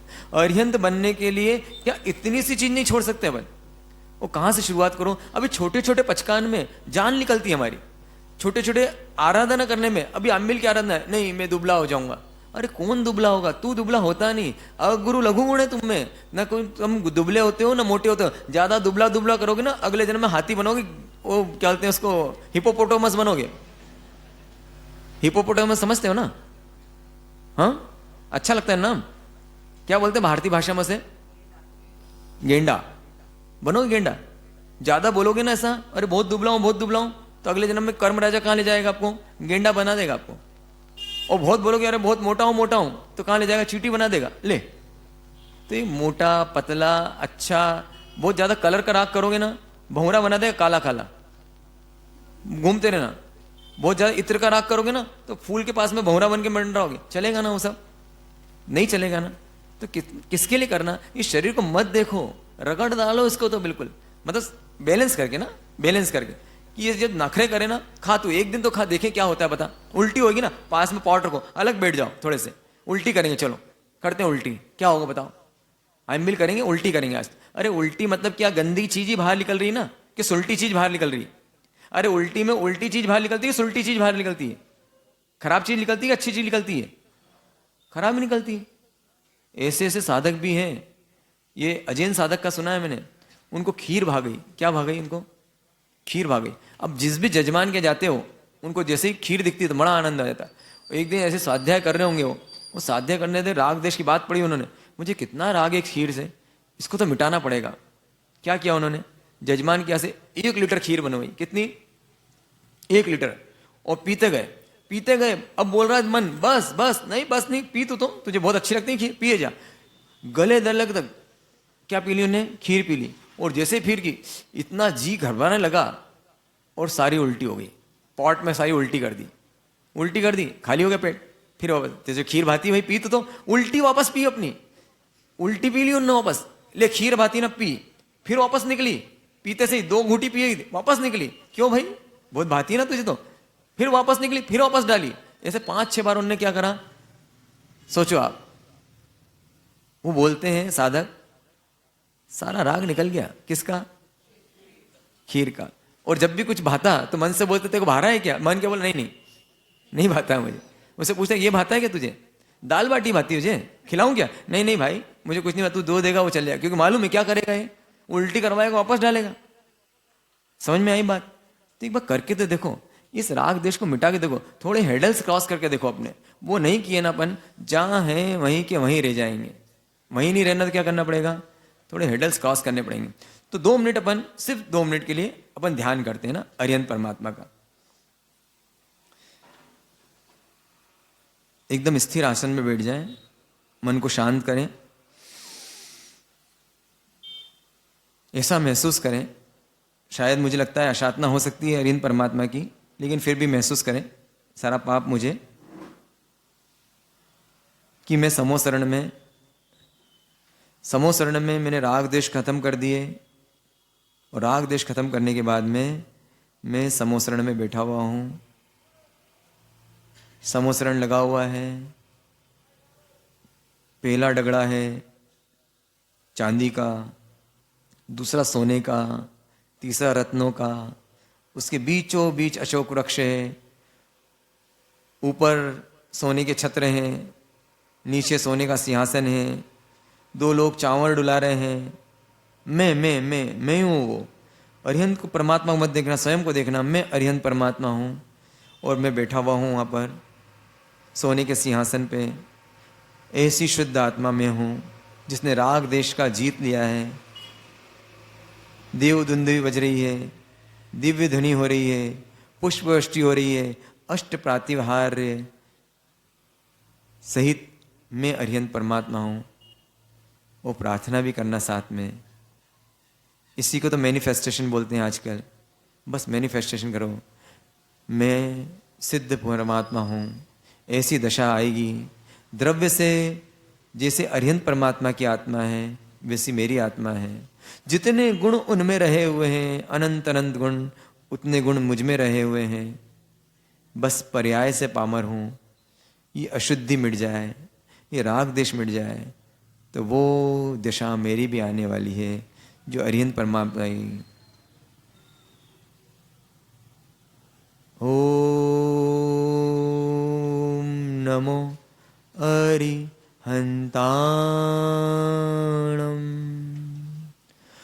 ओम नमो अरिहंताणम।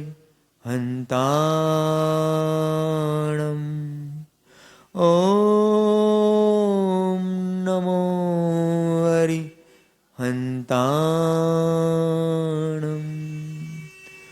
ओम नमो अरिहंताणम।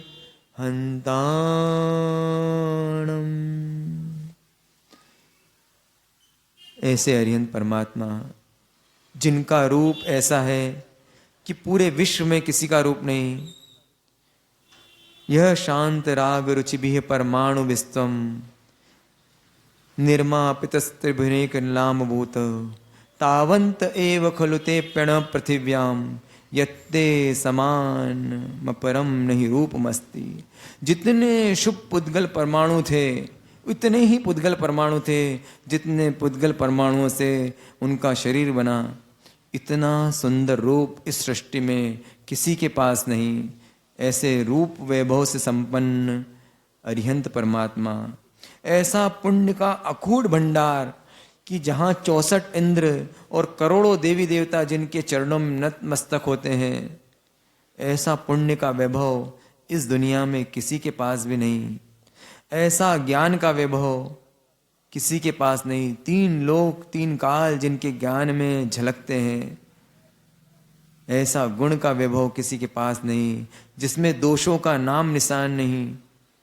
अगर कुछ कहना हो कि गुणों का एड्रेस कौन सा, तो मात्र अरिहंत परमात्मा, जिसमें सारे गुण बसते हैं। ऐसे रूप वैभव, पुण्य वैभव, ज्ञान वैभव और गुण वैभव से संपन्न ऐसे अरिहंत परमात्मा का मैं ध्यान करता हूँ। और इस लक्ष्य से करता हूँ, परमात्मा अगर मुझे कुछ मांगना है, कुछ चाहना है, तो स्वतः आपके नज़दीक आने से मिल जाएगा। क्योंकि जितना रूप आपके पास में किसी के पास नहीं, जितना गुण आपके पास में उतने गुण किसी के पास नहीं, जितना ज्ञान आपके पास में उतना ज्ञान किसी के पास नहीं, जितना पुण्य आपके पास में उतना पुण्य किसी के पास नहीं। इनमें से एक चीज भी किसी के पास होती है तो दुनिया उसकी दीवानी हो जाती है। तो आपके पास ये चारों चीजें हैं तो आपके दीवाने हम क्यों ना हो, आपके दीवाने क्यों ना हो, और आपकी जैसी दशा हमारी बने। हे परमात्मा, हम भी सकल कर्मों का नाश करके अरिहंत बने। हे परमात्मा, आपसे प्रीति तभी उत्पन्न होगी जब आपकी शक्ति हमें पता होगी। धन की शक्ति हमें पता है तो हम धनवान बनने की कोशिश करते हैं। अन्न की शक्ति हमें पता है तो हम अन्न ग्रहण करते हैं। औषधि की शक्ति हमें पता है तो हम औषधि सेवन करते हैं। लेकिन आज तक परमात्मा मुझे आपकी शक्ति पता नहीं चली, इसलिए मुझे आपसे प्रीति नहीं हुई। प्रीति के लिए उस द्रव्य की शक्ति का मालूम होना अत्यंत आवश्यक है। इसलिए इस अरिहंत परमात्मा की शक्ति को पहचानना और इस शक्ति को पहचान के उनसे प्रीति करना, और जब प्रीति आएगी तो स्वयं भक्ति उत्पन्न होती है। जब हमें धन के प्रति प्रीति जागती है, धन की शक्ति जब हमें लगती है कि इतना शक्ति है, इस दुनिया में कोई भी चीज़ मैं खरीद सकता हूँ इससे, तो उसके प्रति प्रीति जागती है। और जब प्रीति जागती है तो उसके दीवाने बन जाते हैं, 24 घंटे उस धन के दीवाने बन जाते हैं। जब अरिहंत परमात्मा की शक्ति पता चलेगी, उनसे प्रीति होगी, उस प्रीति से भक्ति पैदा होगी, और ऐसा भक्त एक दिन स्वयं अरिहंत बन जाता है।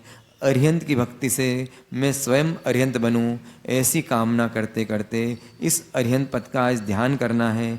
आज रमण करना है दिन भर इस अरिहंत पद के अंदर। रमण नहीं करना है पुद्गलों में, रमण नहीं करना है दृश्यों में, रमण नहीं करना है शब्दों में, रमण नहीं करना है खाने पीने में, रमण नहीं करना है स्पर्श इंद्रिय के विषयों में। मात्र और मात्र रमण करना है अपनी शुद्ध आत्मा में, जो विकारों से रहित है, जो कषायों से रहित है, जो राग देश से रहित है, जो अरिहंत बनने का सामर्थ्य रखती है, जो अरिहंत बनने की शक्ति रखती है, जो अरिहंत बनने के गुणों को धारण किए हुए, ऐसी आत्मा का रोज चिंतन करना है। और चिंतन करते करते मुझे भी एक दिन अरिहंत परमात्मा बन जाना है, ऐसी भावना करें। ओम शांति शांति शांति। अब यहाँ पर हमने अरिहंत पद को देखा। राग देश मिटाने के लिए 2 तरीके हैं। एक तरीका है तत्व ज्ञान और दूसरा तरीका है कथानुयोग, आदर्श पुरुष की कथा से। तो जैसा कि हम जानते हैं कि इन 9 दिनों में एक कथा का श्रवण किया जाता है। किसकी कथा का? श्रीपाल मैणा सुंदरी की। बनाव ऐसा बना कि जम्बूद्वीप के भरत क्षेत्र में एक राजगिरी नाम की मनोहर नगरी थी।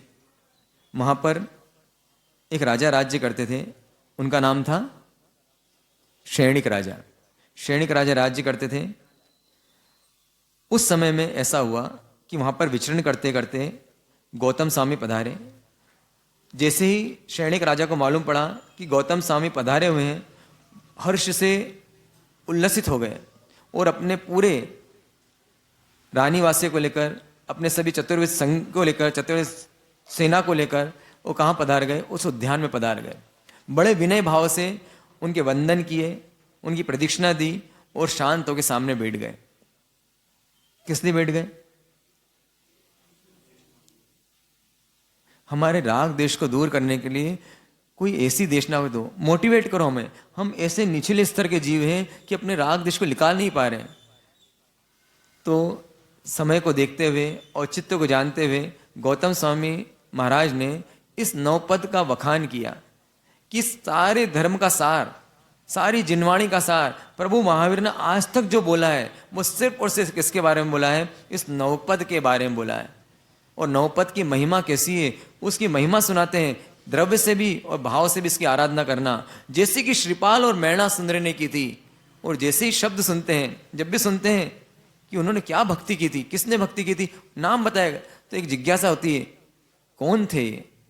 तो शैणिक राजा पूछते हैं कि ये जो आपने श्रीपाल मैणा सुंदरी बोला, उन्होंने आराधना की, ये श्रीपाल मैणा सुंदरी कौन है? एक जिज्ञासा पैदा हुई। तब गौतम स्वामी महाराज वहां पर श्रीपाल मैणा सुंदरी की कथा का वाचन करते हैं। बताते हैं, 20वें तीर्थंकर मुनीश्वर स्वामी भगवान का काल था। उस काल में एक अत्यंत समृद्धशाली नगरी थी।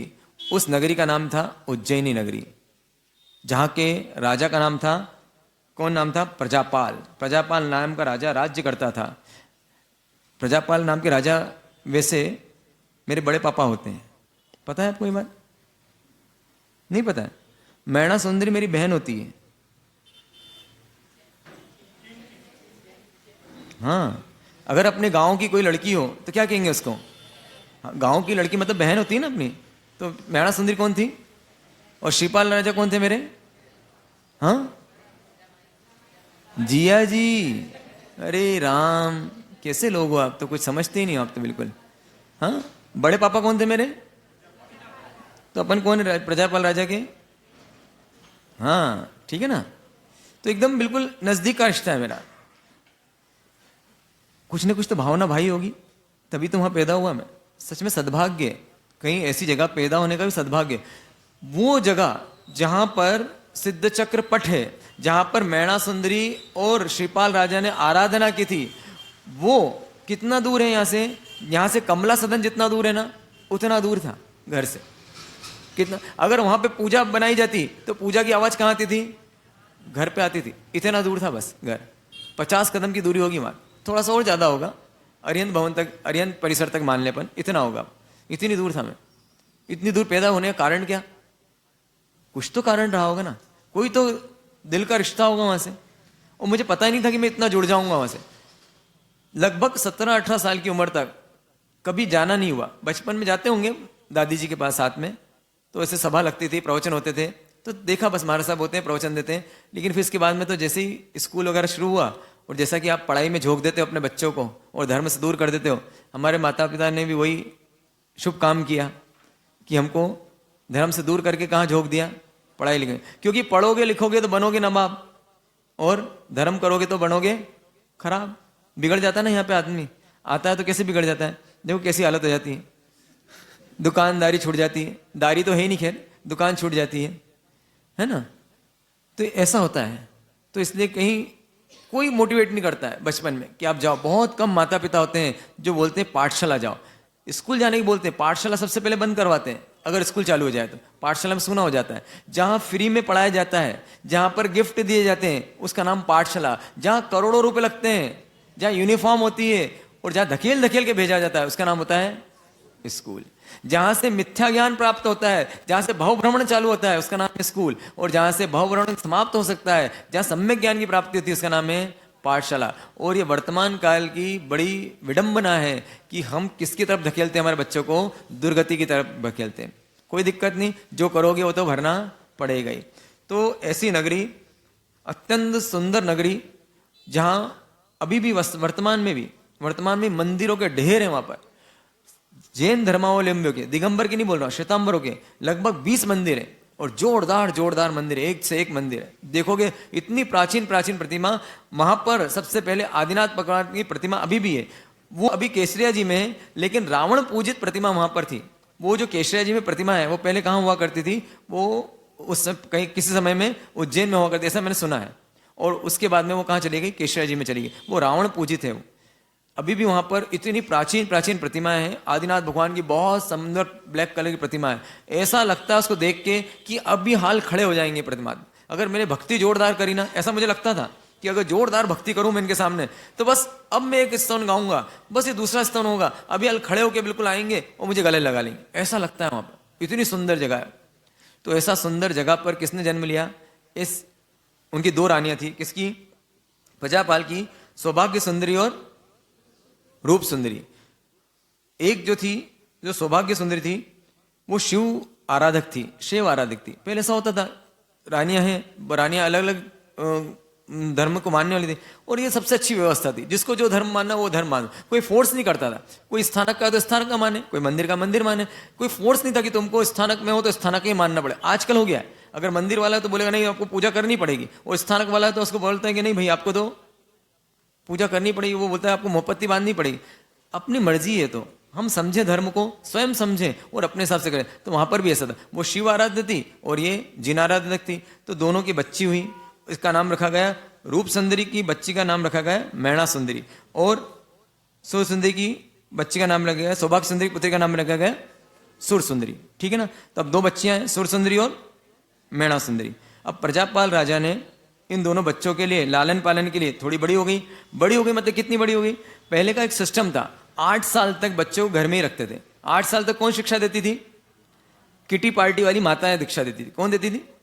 जो माताएं जो किटी पार्टी करती ना, वो माताएं क्या करती थी पहले, उनके उस समय क्या सिस्टम नहीं था ना, बेवकूफ थी, अकल नहीं थी उन लोगों में, तो बेचारी घर की घर में रहती, घर गुस्सू थी, और वो पाँव पे भी खड़ी नहीं रहती थी बेचारी, सेल्फ डिपेंड नहीं थी।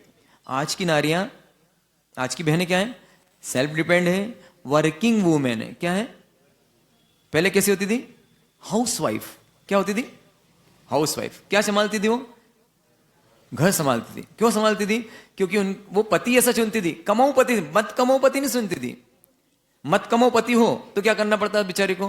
खुद भी कमा और उसको भी कमाए, दोनों कमाना पड़ता है। फिर किचन में कमजोर रहती है, तो किचन में फिर क्या होता है, शावक जी सुबह का नाश्ता आप बनाना, दोपहर का लंच मैं बनाऊंगा, और शाम का डिनर दोनों मिलके बनाएंगे। ठीक है ना। ऐसी व्यवस्था, पहले ऐसी व्यवस्था नहीं थी, पुरानी व्यवस्था है। बैकवर्ड लोग थे, ऑर्थोडॉक्स लोग थे, पुराने लोग थे वो। तो पुराने लोगों में ऐसी व्यवस्था थी कि 8 साल तक जो माँ का कर्तव्य था कि बच्ची को संस्कार दे, क्योंकि वहां जाएगा, कोमल मन है, कोमल मन में जो देखेगा वो सीख जाएगा। वह टिफिन खाएगा और देखेगा उसके अंदर कि भाई आलू की सब्जी बनी है, तो उसका रस मन ललचाएगा। जब देखा ये क्या चीज बेटा, ये आम जो है ना, जो सो जाता है, जब आम सो जाता है वो है, क्या है ये? आमलेट है।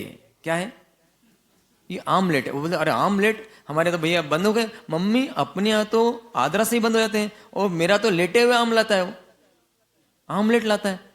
अब वो चख लिया किसी दिन उसने, अच्छा लग गया उसको, अच्छा लगे खाना शुरू करे, नहीं करेगा? कर देगा। इसने माएँ क्या करती थी, माएँ अपने बच्चों को बिल्कुल अपने से अलग नहीं करती थी। 8 साल तक उसको शिक्षा दीक्षा जो उसको देना होता, जितना उसने ज्ञान प्राप्त किया। अब बेचारी माँ कुछ नहीं जानती तो क्या करे, वो तो 2 × 2 2 2 4 जानती, बस A for Apple, B for ball जानती है, 10 तक के पहाड़ जानती है, और 24 तीर्थंकर के नाम जानती है, वो भी उल्टे से उल्टे याद करा देती है। कभी कभी याद करा देती है, महाराज साहब आए तो जय जिनेंद्र बोलना, तो बेचारा बच्चा जय जिनेंद्र बोल लेता है। हाँ सच बोल रहा हूँ, मजाक नहीं कर रहा हूँ, मैंने देखा है। अच्छा शोर में क्या बेटा, महाराज साहब को जय जिनेंद्र बोलो, कमर करम फूट गया, मैंने क्या हो गया काम। उसको ही पता नहीं, उसको ही पता नहीं क्या करता है। कभी कोई पूछ लेती, महाराज साहब हमारे आना ना, गोची लेने आना ना, महाराज साहब क्या पसंद है आपको, मैं वो बनाऊंगी।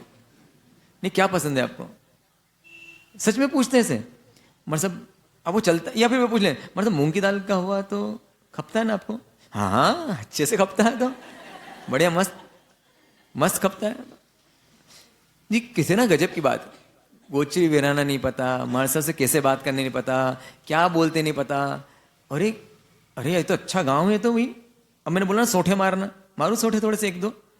हाँ इतना धर्म प्रेमी गांव है, 2.5 महीने हो गए, अब भी मैं खड़ा करके पूछूं चलो गुरुवंदन करो यहाँ पे आके, वो इंतजार करता कोई करवाए।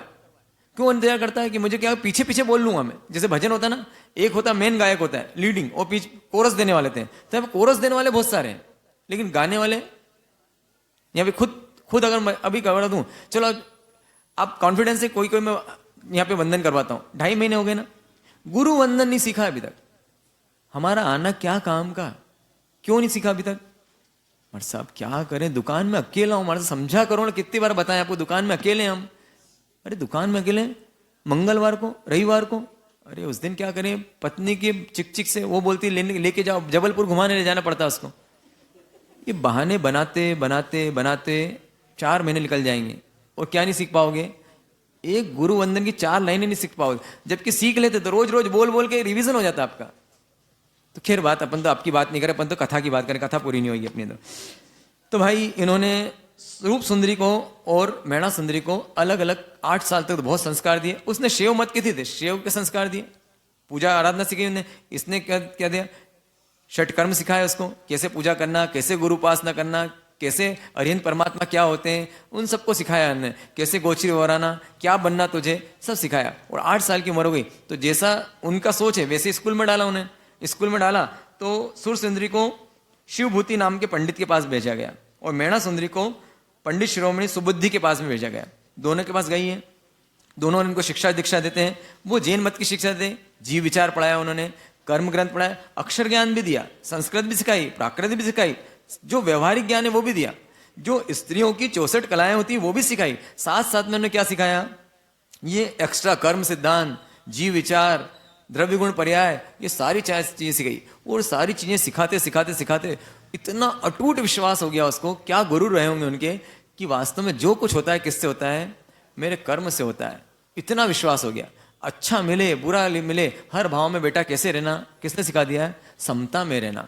समता ही तेरा गुण है, बस शील तेरा गुण है, इन गुणों की रक्षा करना। वास्तव में बाहर जो कुछ मिलता है वो पुण्य के प्रताप से मिलता है। वास्तविक हमारी समृद्धि तो किसमें, वास्तविक हमारा वैभव तो किसमें, वास्तविक हमारी संपत्ति किसमें, जितने गुणों को तुमने डेवलप कर लिया उसका नाम क्या है, क्षमा गुण डेवलप हो गया आपका। तो आपने इस जीवन में आके एक गुण भी डेवलप करके चले गए, विनय गुण डेवलप कर लिया आपने, मान लो इस जन्म में आके आपका काम हो गया। सब कुछ डेवलप करते हो आप, जो कि सब यहाँ पे रहीं का यहीं धरा रह जाना, जो साथ में जाना है संस्कार के रूप में, वो हम कभी डेवलप नहीं करते। लेकिन उस मैणा सुंदरी को उन सुबुद्धि नाम के आचार्य ने सिखा दिया कि वास्तविकता की स्मृति गुणों में होती है। इस तरह से वो सीख गई और देव गुरु धर्म पे सच्ची श्रद्धा हो गई उसको। इस श्रद्धा के साथ में वापस से सुबुद्धि मंत्री, सुबुद्धि और शिवमती दोनों अपनी बच्चियों को वापस सौंपने आए। सौंपने आए कि जैसा कि सौंपे तो एक बार टेस्ट तो ले लो उनको। उन्होंने बोला सब टेस्ट ले लीजिए इनका। बोले ठीक है भाई टेस्ट लेते हैं। तो राजा ने बोला, पूछा उनसे कि पुण्येन किन किम लभ्यते, पुण्य से क्या क्या प्राप्त होता है। तो जो सुर सुंदरी है, जो ज्यादा बोलता है ना, उसके इसमें थोड़ा ज्ञान कमी होता है, और जो थोड़ा कम बोलता है ना, ऐसा नियम नहीं है लेकिन अक्सर देखा है, अक्सर जो अपना बगाड़ता है। तो एक कहावत है, थोथा चना, अरे वाह, थोथा चना बाजे घना, अधजल गगरी छलका। ज्ञान बघाड़ने वाले बहुत मिलेंगे। तो जैसे पूछा तो पूछा नहीं तो उन्हें कौन बोलेगा, लेकिन सुरसुंदी तड़ाक से बोली। क्या बोलती हो, पुण्येन किन किन लभ्यते, रूपम च राज्यम सुभगम सुभर्ता, निरोग गात्रम पवित्र भोज्यम, गानम च नृत्यम परिवार पूर्णम, पुण्येन चेतस सकलम लभेत। क्या मिलता पुण्य से, जबरदस्त बात बोली। पुण्य से क्या मिलता है, रूपम च राज्यम, जो रूप वैभव मिलता है, सुंदरता मिलती है, किससे मिलती है, पुण्य से मिलती है। राज्य की प्राप्ति किससे होती है, पुण्य से होती है। निरोग शरीर किससे प्राप्त होता है, पुण्य से होती है। अच्छा भोजन किससे प्राप्त होता है, पुण्य से होता है। अच्छा सुनने को, नृत्य आदि किससे मिलते हैं, और अच्छा परिवार किससे मिलता है, पुण्य से मिलता है। और पुण्य से क्या नहीं मिलता, सकल संसार की वस्तुएं किससे मिलती है, पुण्य से मिलती है। एकदम राजा खुश हो गया, क्या जवाब दिया, शानदार। फिर बारी किसकी आई, उसकी तरफ देखा, मैणा सुंदरी की। मैणा सुंदरी बोलती है, मैणा सुंदरी क्या बोलती है, अच्छा इनने जो बोला वो सही बोला गलत बोला, हाँ सही बोला ना, इनने सही बोला कि पुण्य से क्या मिलता है। मैं भी तो रोज यही बोलता हूं, अरे आपका पूरा संसार किससे बसा हुआ है, सिर्फ पुण्य के ऊपर। अब इससे सुना, अब इससे सुनो क्या बोलते हैं, इनसे पूछते हैं। ये बोलती है, शीलम च दक्षम विनियो विवेकम, सद्धर्म गोष्ठी प्रभुभोक्ति पूजा, अखंड सौख्यम च प्रसन्नता ही, लभ्येत पुण्येन समस्त में तत्। क्या बोलती है, शीलम च दक्षम, शील गुण मिलता, सारी बात के विवेक, विनय विवेक किससे मिलता है, और देवगुरु धर्म की प्राप्ति, और सद्धर्म गोष्ठी, प्रभु भक्ति, पूजा, अखंड सौख्यम। कैसा सौख्यम, अखंड सौख्यम। सौख्य और अखंड सौख्य में क्या अंतर है, सौख्य मतलब सुख, और कैसा सुख, अखंड सुख। किससे प्राप्त होती है, प्रसन्नता किससे प्राप्त होती है। और ये गजब बात है, इसने भी गजब बात बोली, उसने भी गजब बात बोली। कौन सी गजब बात ज्यादा गजब है, हाँ क्योंकि हमको मालूम है कि मार साहब किसकी पार्टी के हैं, मैणा सुंदरी की। और अपने को मार साहब का दिल जीतना तो क्या बोलना पड़ेगा, मैणा सुंदरी। क्यों है बताओ, अब बताओ। ऐसा कैसे हुआ था ना, वो अकबर ने बिरबल की कहानी सुनी थी मैंने। बोले कौन सबसे अच्छा, बोले स्वार्थ। उन्हें बोले कैसे, उसको होश उड़ गए, कैसे। फिर जाता हूं बिरबल के पास में पूछने के लिए, क्यों, वैसे हमारा कहता है, बोलो क्यों। टिक टिक 1 टिक टिक 2, नहीं बोल पाओगे, मुझे पता है नहीं बता पाओगे। कोई बता सकता है, कोई बता सकता है, नहीं बता सकते। और जब मैं बताऊंगा ना, जब हमने ये पुरुषार्थ की बात कर चुके, हम अर्थ भोग धर्म और मोक्ष, 4 पुरुषार्थ की बात की हमने, और उसमें सब कुछ क्लियर हुआ है, लेकिन आगे पाठ और पीछे सपाट।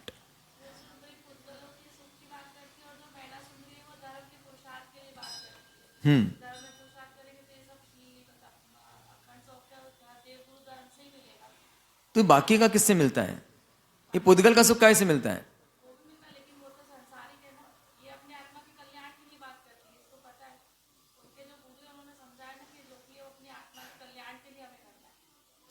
तो इससे पुद्गलों से आत्मकल्याण नहीं होता है क्या? अरे बाहरी सुख नहीं है, बाहरी सुख नहीं है, यही तो बात है। ये कितनी गलत मान्यता है हमारी, यही मान्यता चोट करना है। पुद्गल का सुख सुख नहीं है, सुखाभास है, सुखाभास है वो। इसको क्या लगता है ये 100% गलत है, सही नहीं है ये 100% गलत है। और लोगों को ये पसंद आया, क्या सही बात बोली नहीं। सब कुछ मिलता है पुण्य से, नृत्य गायन, 5 इंद्रिय के विषय मिलते हैं। इसने ऐसा बोला, अरे 5 इंद्रिय के विषय मिलते हैं। उसने क्या बोला? मन प्रसन्नता। उसने क्या बोला? अखंड सौख्यम च प्रसन्नता है। ये मन की प्रसन्नता किससे मिलती है? पुण्य से मिलती है। सोचो आप, आपके 5 इंद्रियों के विषय मिले हैं, जो जो उसने बोला सब मिला हुआ है। क्या क्या मिला हुआ उसको? रूप मिला, बहुत सुंदर रूपवान है, ठीक है ना, और अच्छा भरतार मिला उसको, पति भी अच्छा मिला हुआ है, और निरोग शरीर भी मिला हुआ है, गान नृत्य सब मिले हुए हैं, इसके बाद सब कुछ है, और मूड ऑफ हो गया उसका, मूड ऑफ हो गया। अब बोलो सुख मिलेगा कि दुख मिलेगा? इसने क्या बोला? ये सब नहीं है। कोई व्यक्ति, कोई है काली कलूटी है, शरीर मोटा है उसका, और उसके बाद में उसका पति भी एकदम दुष्ट है, और उसके बाद में उसको नृत्य गान तो आता ही नहीं है, सुनने को मिलता नहीं है, लेकिन मन प्रसन्न रहता है हमेशा। मन कैसा रहता है? प्रसन्न रहता है। अब बताओ दोनों में से कौन प्रसन्न है? टेंशन वाला कि बिना टेंशन वाला? उन्होंने बोला टेंशन फ्री। वो काय से मिलता है? पुण्य से मिलता है। उन्होंने अंदर की चीज मांगी, इसने बाहर की चीज बताया। बाहर की चीज जो कि सिर्फ भ्रम है, जो पुण्य से नहीं मिलता है, जो कि उल्टा है, जो कि पाप का बंद कराने वाला है। जितनी चीजें बाहर भोगते हैं अपन, जितनी चीजें मिलते हैं, क्योंकि जीव बहुत निमित्ताधीन है। जैसे ही हमको निमित्त मिलता है, जब मोबाइल नहीं था आज से 20, 25, 30 साल पहले, तो सोचो उस समय का आदमी अच्छा था कि अब समय का आदमी अच्छा है? उस समय का भोगी ज्यादा था कि अब समय भोगी ज्यादा? नेट पे दिन भर देखता रहता है और ऑर्डर पे ऑर्डर करता रहता है, कितना भोगी हो गया देखो ना। उसका दिन भर दीवाना हो गया किसका? मोबाइल का। 9 दिन भी किसका मोबाइल छूटेगा बताओ मुझे? 9 दिन भी मोबाइल नहीं छोड़ सकते हो आप।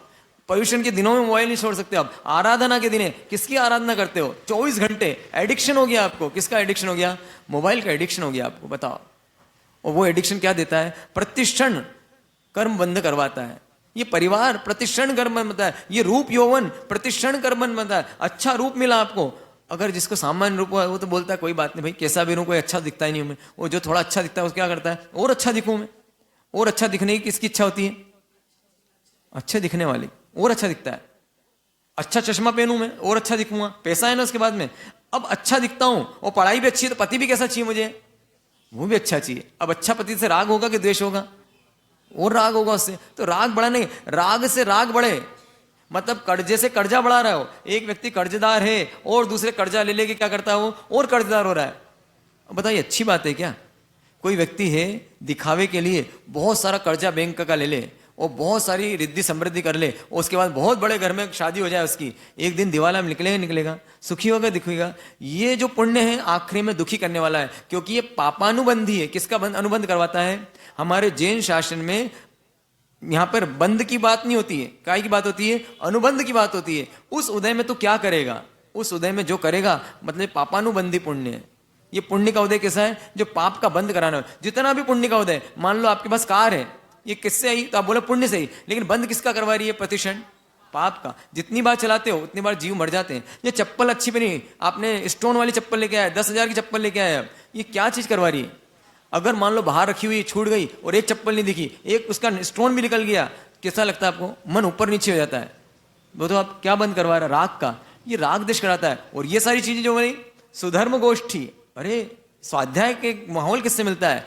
वो पुण्य से मिलता है। आपको लगता है स्वाध्याय तो पाप का उदय है ना? यहाँ पे आना क्या लगता है? पाप का उदय।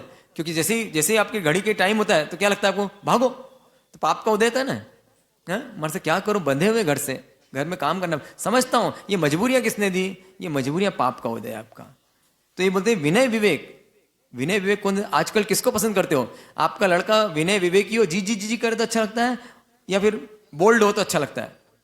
थोड़ा बोल्ड होना चाहिए। ऐसा हमारे साथ इतना बोल्डनेस इसकी आवाज में, ऐसे बात करता है कि बड़ों से बात कर लेता है, इतनी स्पष्ट आवाज है इसकी, बिल्कुल किसी का बिल्कुल एकदम डरता नहीं है। मतलब देखो, जो निडर है, निर्भीक है, अब उसको अच्छा मानते हो आप, विनय विवेक को अच्छा नहीं मानते। तो यहाँ पे से बात चलती है। तो यहाँ पर जैसी बात होती है कि सब कुछ किससे मिलता है, ये जो मिलता है आंतरिक वैभव मिलता है, जो गुण का वैभव मिलता है, गुण वैभव किससे मिलता है, पुण्य से मिलता है। गुण का वैभव, इसमें पुरुषार्थ करने की बुद्धि किससे मिलती है, पुण्य से मिलती है। धर्म करने की बुद्धि किससे मिलती है, पुण्य से मिलती है। नहीं तो सामग्री तो होगी, लेकिन सामग्री का उपयोग नहीं करोगे आप, सामग्री पड़ी रह जाएगी, परमात्मा रखे हुए सामने, आप पूजा ही नहीं करोगे। क्यों नहीं करते हो, अरे हमारे साथ आलस आ गया। बहुत से लोग सिर्फ इसलिए नहीं करते, मंदिर जाते हैं, एक कपड़ा बदलना है बस उनको, कितने सिर्फ कपड़े बदलना है, पूजा के कपड़े पहनना है, उसमें आलस आता है उनको। अरे कहाँ पूजा के कपड़े पहनेंगे, कोई बात नहीं। इस छोटे सी प्रमादकरण, कितनी बड़ी चीज को आप विराधना कर रहे हो, विराधना कर रहे हो। परमात्मा की पूजा नहीं करना जैन श्रावक के लिए सच में विराधना का कारण है, उसको मिलेंगे नहीं। वो एक स्तवन है चंदा प्रभु जी का, क्या है, देखन दे सखी देखन दे, माण देखन दे, चंद प्रभु मुख चंद्र प्रभु मुने देखन दे। सुहम निगोद न देखियो, मैंने क्या नहीं देखा, सूक्ष्म निगोद में मैंने नहीं देखा, बादर में देखा, एकेंद्री में देखा, बेंद्री में देखा, तेंद्री छोेंद्री में देखा, अरे पंचेंद्री बना तो भी नहीं दिखा, संगी पंचेंद्री बना तो भी नहीं दिखा, क्योंकि अनार्य क्षेत्र में पैदा हो गया था। और आर्य क्षेत्र में पैदा होने के बाद में दिखा, वो तो अब अनंत जन्मों के बाद ये मुझे परमात्मा दिखे। तो कहती है देखन दे सखी देखन दे, चंद्र प्रभु मुख देखन दे, वैसा बोलती हो कि इनको छोड़ना ही नहीं, इसको देखने दे। अब न जाने छिटके मेरे से तो न जाने कितने बहु बाद मिलेंगे। ऐसा फील होता है कि परमात्मा न जाने कितने बहु बाद मिलेंगे। लगता है आपको ये नौपद की ओली कितने बहु बाद मिलेगी, ये नौपद ओली करी और निकल गया, हो गया आपका अरिहंत नाम सत्य हो गया। अब कब मिलेंगे आपको, सोचो आप, तो गजब की बात है ना। तो यहाँ पर ये इस तरह से, यहाँ पर सभा इनकी क्या होती है, समाप्त होती है। और इस तरह से दोनों ने अपने अपने बात बोल दी, और एक ने 100% गलत बात बोली है, और एक ने अपेक्षा से सही हो सकती है वो, लेकिन एक ने बिल्कुल 100% जैन धर्म के हिसाब से, क्योंकि उसने जो पढ़ा था वही तो बोलेगा। जैसा खाओ अन्न वैसी आएगी डकार, डकार तो कैसी आएगी, जो खाओगे वही तो डकार आएगी। उसने जो जो बुद्धि ली है, जो सीखा है वही तो होगा।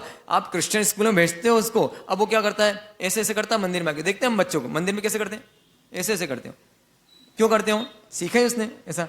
और वो बोलते हैं, निंदा करते हैं, किसकी निंदा करते हैं, मानव सेवा और श्रेष्ठ सेवा। सबसे अच्छी सेवा कौन सी है, मानव सेवा। क्योंकि उनको सिखाया गया, वहां पे क्या सिखाया गया है कि भाई हम मंदिर नहीं बनाते हैं, जीसस क्राइस्ट का मंदिर बाद में बनाते हैं, पहले हम हॉस्पिटल खोलते हैं, फिर स्कूल खोलते हैं, फिर आखिरी में किसको बनाते हैं, भगवान का मंदिर। और तुम मारवाड़ी लोग सारा पैसा कहाँ लगाते थे, तो मंदिर में लगाते थे, उसको मंदिर बेच जाती। बात तो बिल्कुल सही है। अरे भाई हमारा तो सिद्धांत है, राग देश कम किए बिना तेरा दुख मिटेगा नहीं। कितने ही हॉस्पिटल खोल लो, हॉस्पिटल से टेम्परेरी दुख दूर कर सकते हो, लेकिन परमानेंट दुख तो कब दूर होगा, जब राग देश होगा। तो हम किस पे काम करते हैं, ये कौन सी मेडिसिन है, आयुर्वेदिक मेडिसिन है। कहाँ काम करती है, सीधी जड़ में काम करती है। तो हम जड़ से रोग दूर करते हैं, इसलिए हम सीधा क्या बनाते हैं, मंदिर बनाते हैं। वहां जैसे ही आराधना करेगा उसके राग देश कम होंगे, और राग देश कम होंगे तो दुख तो अपने आप जाने ही उसका। तो हम कितना अच्छा काम करते हैं। तो हमारी सोच हम दे सकते हैं बच्चों को, कब दे सकते हैं, जब साधु संतों से मिलवाओगे, उनके पास लेके आओगे। आप तो कहाँ भेज देते हैं उनको। आज आपके बच्चे कहाँ हैं, स्कूल में गए हुए, अच्छे अच्छे आराधना के दिनों में। अरे नहीं पढ़ेगा तो क्या फर्क पड़ जाएगा, क्या आ जाएगा उसको, मान लो 8वीं 10वीं तक तो कोई दिक्कत, 10th की एग्जाम 9th तक तो कोई दिक्कत ही नहीं आपको। अगर वो मान लो 35% लाए तो कौन सी क्लास में जाएगा, नेक्स्ट क्लास में। और 99% लाए तो तुम नेक्स्ट। लेकिन नहीं, शीला की बेटी का 98% बनता है, और विमला की बेटी का 55% बनता है। तो उसको क्या लगता है, विमला क्या चाहती है, मेरी बेटी कहाँ जाए, शीला की बेटी इतने जाए।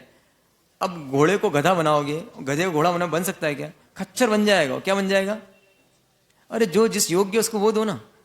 तो यहाँ पर इस तरह से दोनों का पढ़ाई पूरी हो चुकी है, ये कहाँ आ चुके हैं, अपने पिता के घर में आ चुके हैं। अब इनके जीवन में क्या होता है अपन वर्तमान युग पर छोड़ते हैं। कल से समय पे आ जाओगे तो ये जो नौपत का स्वरूप है अच्छे समझ में आ जाएगा। बहुत सारे कंफ्यूजन है इसमें आप लोग को, अरिहंत किसे कहते हैं, सिद्ध किसे कहते हैं, आचार उपाध्याय क्या होता है, इनकी आराधना कैसे करना, कौन से कलर के होते हैं, वो सब हम इसमें पहले सेशन में, फर्स्ट सेशन में क्या समझाएंगे, नौपत का स्वरूप, और सेकंड सेशन में ये मेणा सुंदरी कथा। ओम शांति। ऐसा विश्वास दिल में जमाते चलो, ऐसा विश्वास दिल में जमाते चलो, सिद्ध अरिहंत मन में रमाते चलो, सिद्ध अरिहंत मन में रमाते चलो। वक्त आएगा ऐसा कभी ना कभी, वक्त आएगा ऐसा कभी ना कभी, सिद्धि पाएंगे हम भी कभी ना कभी, सिद्धि पाएंगे हम भी कभी ना कभी, मुक्ति पाएंगे हम भी सभी के सभी। पचकान उपवास सूर्य उगे अबत रमचे तीव्र आसनम खायम समझन पाणाहार पोरसी 60 पोरसी मुट्ठी से बचाई अनथनाम बोसदोस रही आयम्बिल निवि एकाशना ब्याशना उग्गेश्वरे नौकारसी पोरसी 60 पोरसी मुट्ठी से बच गई उग्गेश्वर चंप्रमासनम पाणम खायम समतरम भूषणम पच्छन गद सावणम आयम्बिल नी पचकई अनथनाम बुगलेवलगतसनम एकाशना ब्याशम तीव्र आसनम खायम समतरम सागर आउंट बुगुल पाइठन पाणस्थले वेणवा अलेवना बोस रही। देखो कितना अच्छा लगता है, इतने सारे आराधक खड़े होते तो। बहुत बहुत धन्यवाद आपको, बहुत बहुत धन्यवाद। बस बने रहना, बस टिके रहना।